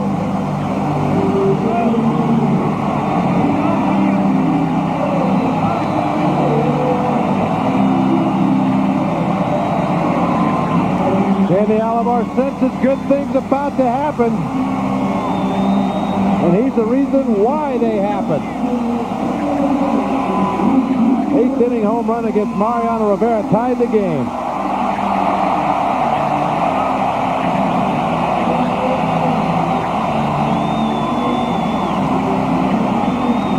Lost in all this is the night for Omar Vizquel as you look at Grissom at the plate, saved easily. Vizquel, 3 hits, a walk, a stolen base, and the game-winning RBI hit. There is tonight's Chevy Trucks player of the game, Sandy Alomar.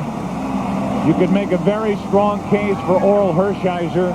Doc Gooden did everything he could tonight to get his first postseason victory, but it was not to be. It was Alomar who went the other way off Rivera to tie the game in the 8th inning. It was also Sandy Alomar who made the tag when Brian Giles made the throw in the 1st inning. As you said, Bob, little do you know when that play happens how important a play it was some 3 hours and 15 minutes ago. You know, also lost in the shuffle here is the fact we documented early in the ballgame the Indians' bullpen has not been getting the job done. The Yankees' bullpen has. Tonight, Paul Ossenmacher, Mike Jackson step up in a big way, put some zeros on the board, and gave the offense a chance to come back and win the ball game. We have enjoyed so much bringing you Game 4 and look forward to tomorrow night's game. We want to remind you that the senior coordinating producer of Major League Baseball on Fox and the producer of today's game is John Filippelli. Today's game directed by Bill Webb. The pregame coordinating producer Scott Ackerson, and the pregame is produced by Gary Lang, directed by Bob Levy. The senior producer of Fox Sports is Bill Brown, and the executive producers of Fox Sports, David Hill and Ed Gorin. Special thanks to Kathy Hunt, Lance Garrett, Steve Horn, Barry Landis, Derek Manning, a cast of seemingly thousands. Oral Hershiser did all he could. Dwight Gooden did all he could. And tonight, the 8th inning home run to tie it, the 9th inning hit to win it. And don't forget, we'll be back with more playoff action tomorrow night as these two teams meet again, 8 Eastern, 5 Pacific, in Game 5 for the right to advance to the American League Championship Series for a showdown with the Baltimore Orioles starting next Wednesday night right here on Fox. What a night in Cleveland, and this series breathes on to Game 5 tomorrow night. Pettit, Jared Wright, Jacobs Field. This place erupted on that swing by Vizquel.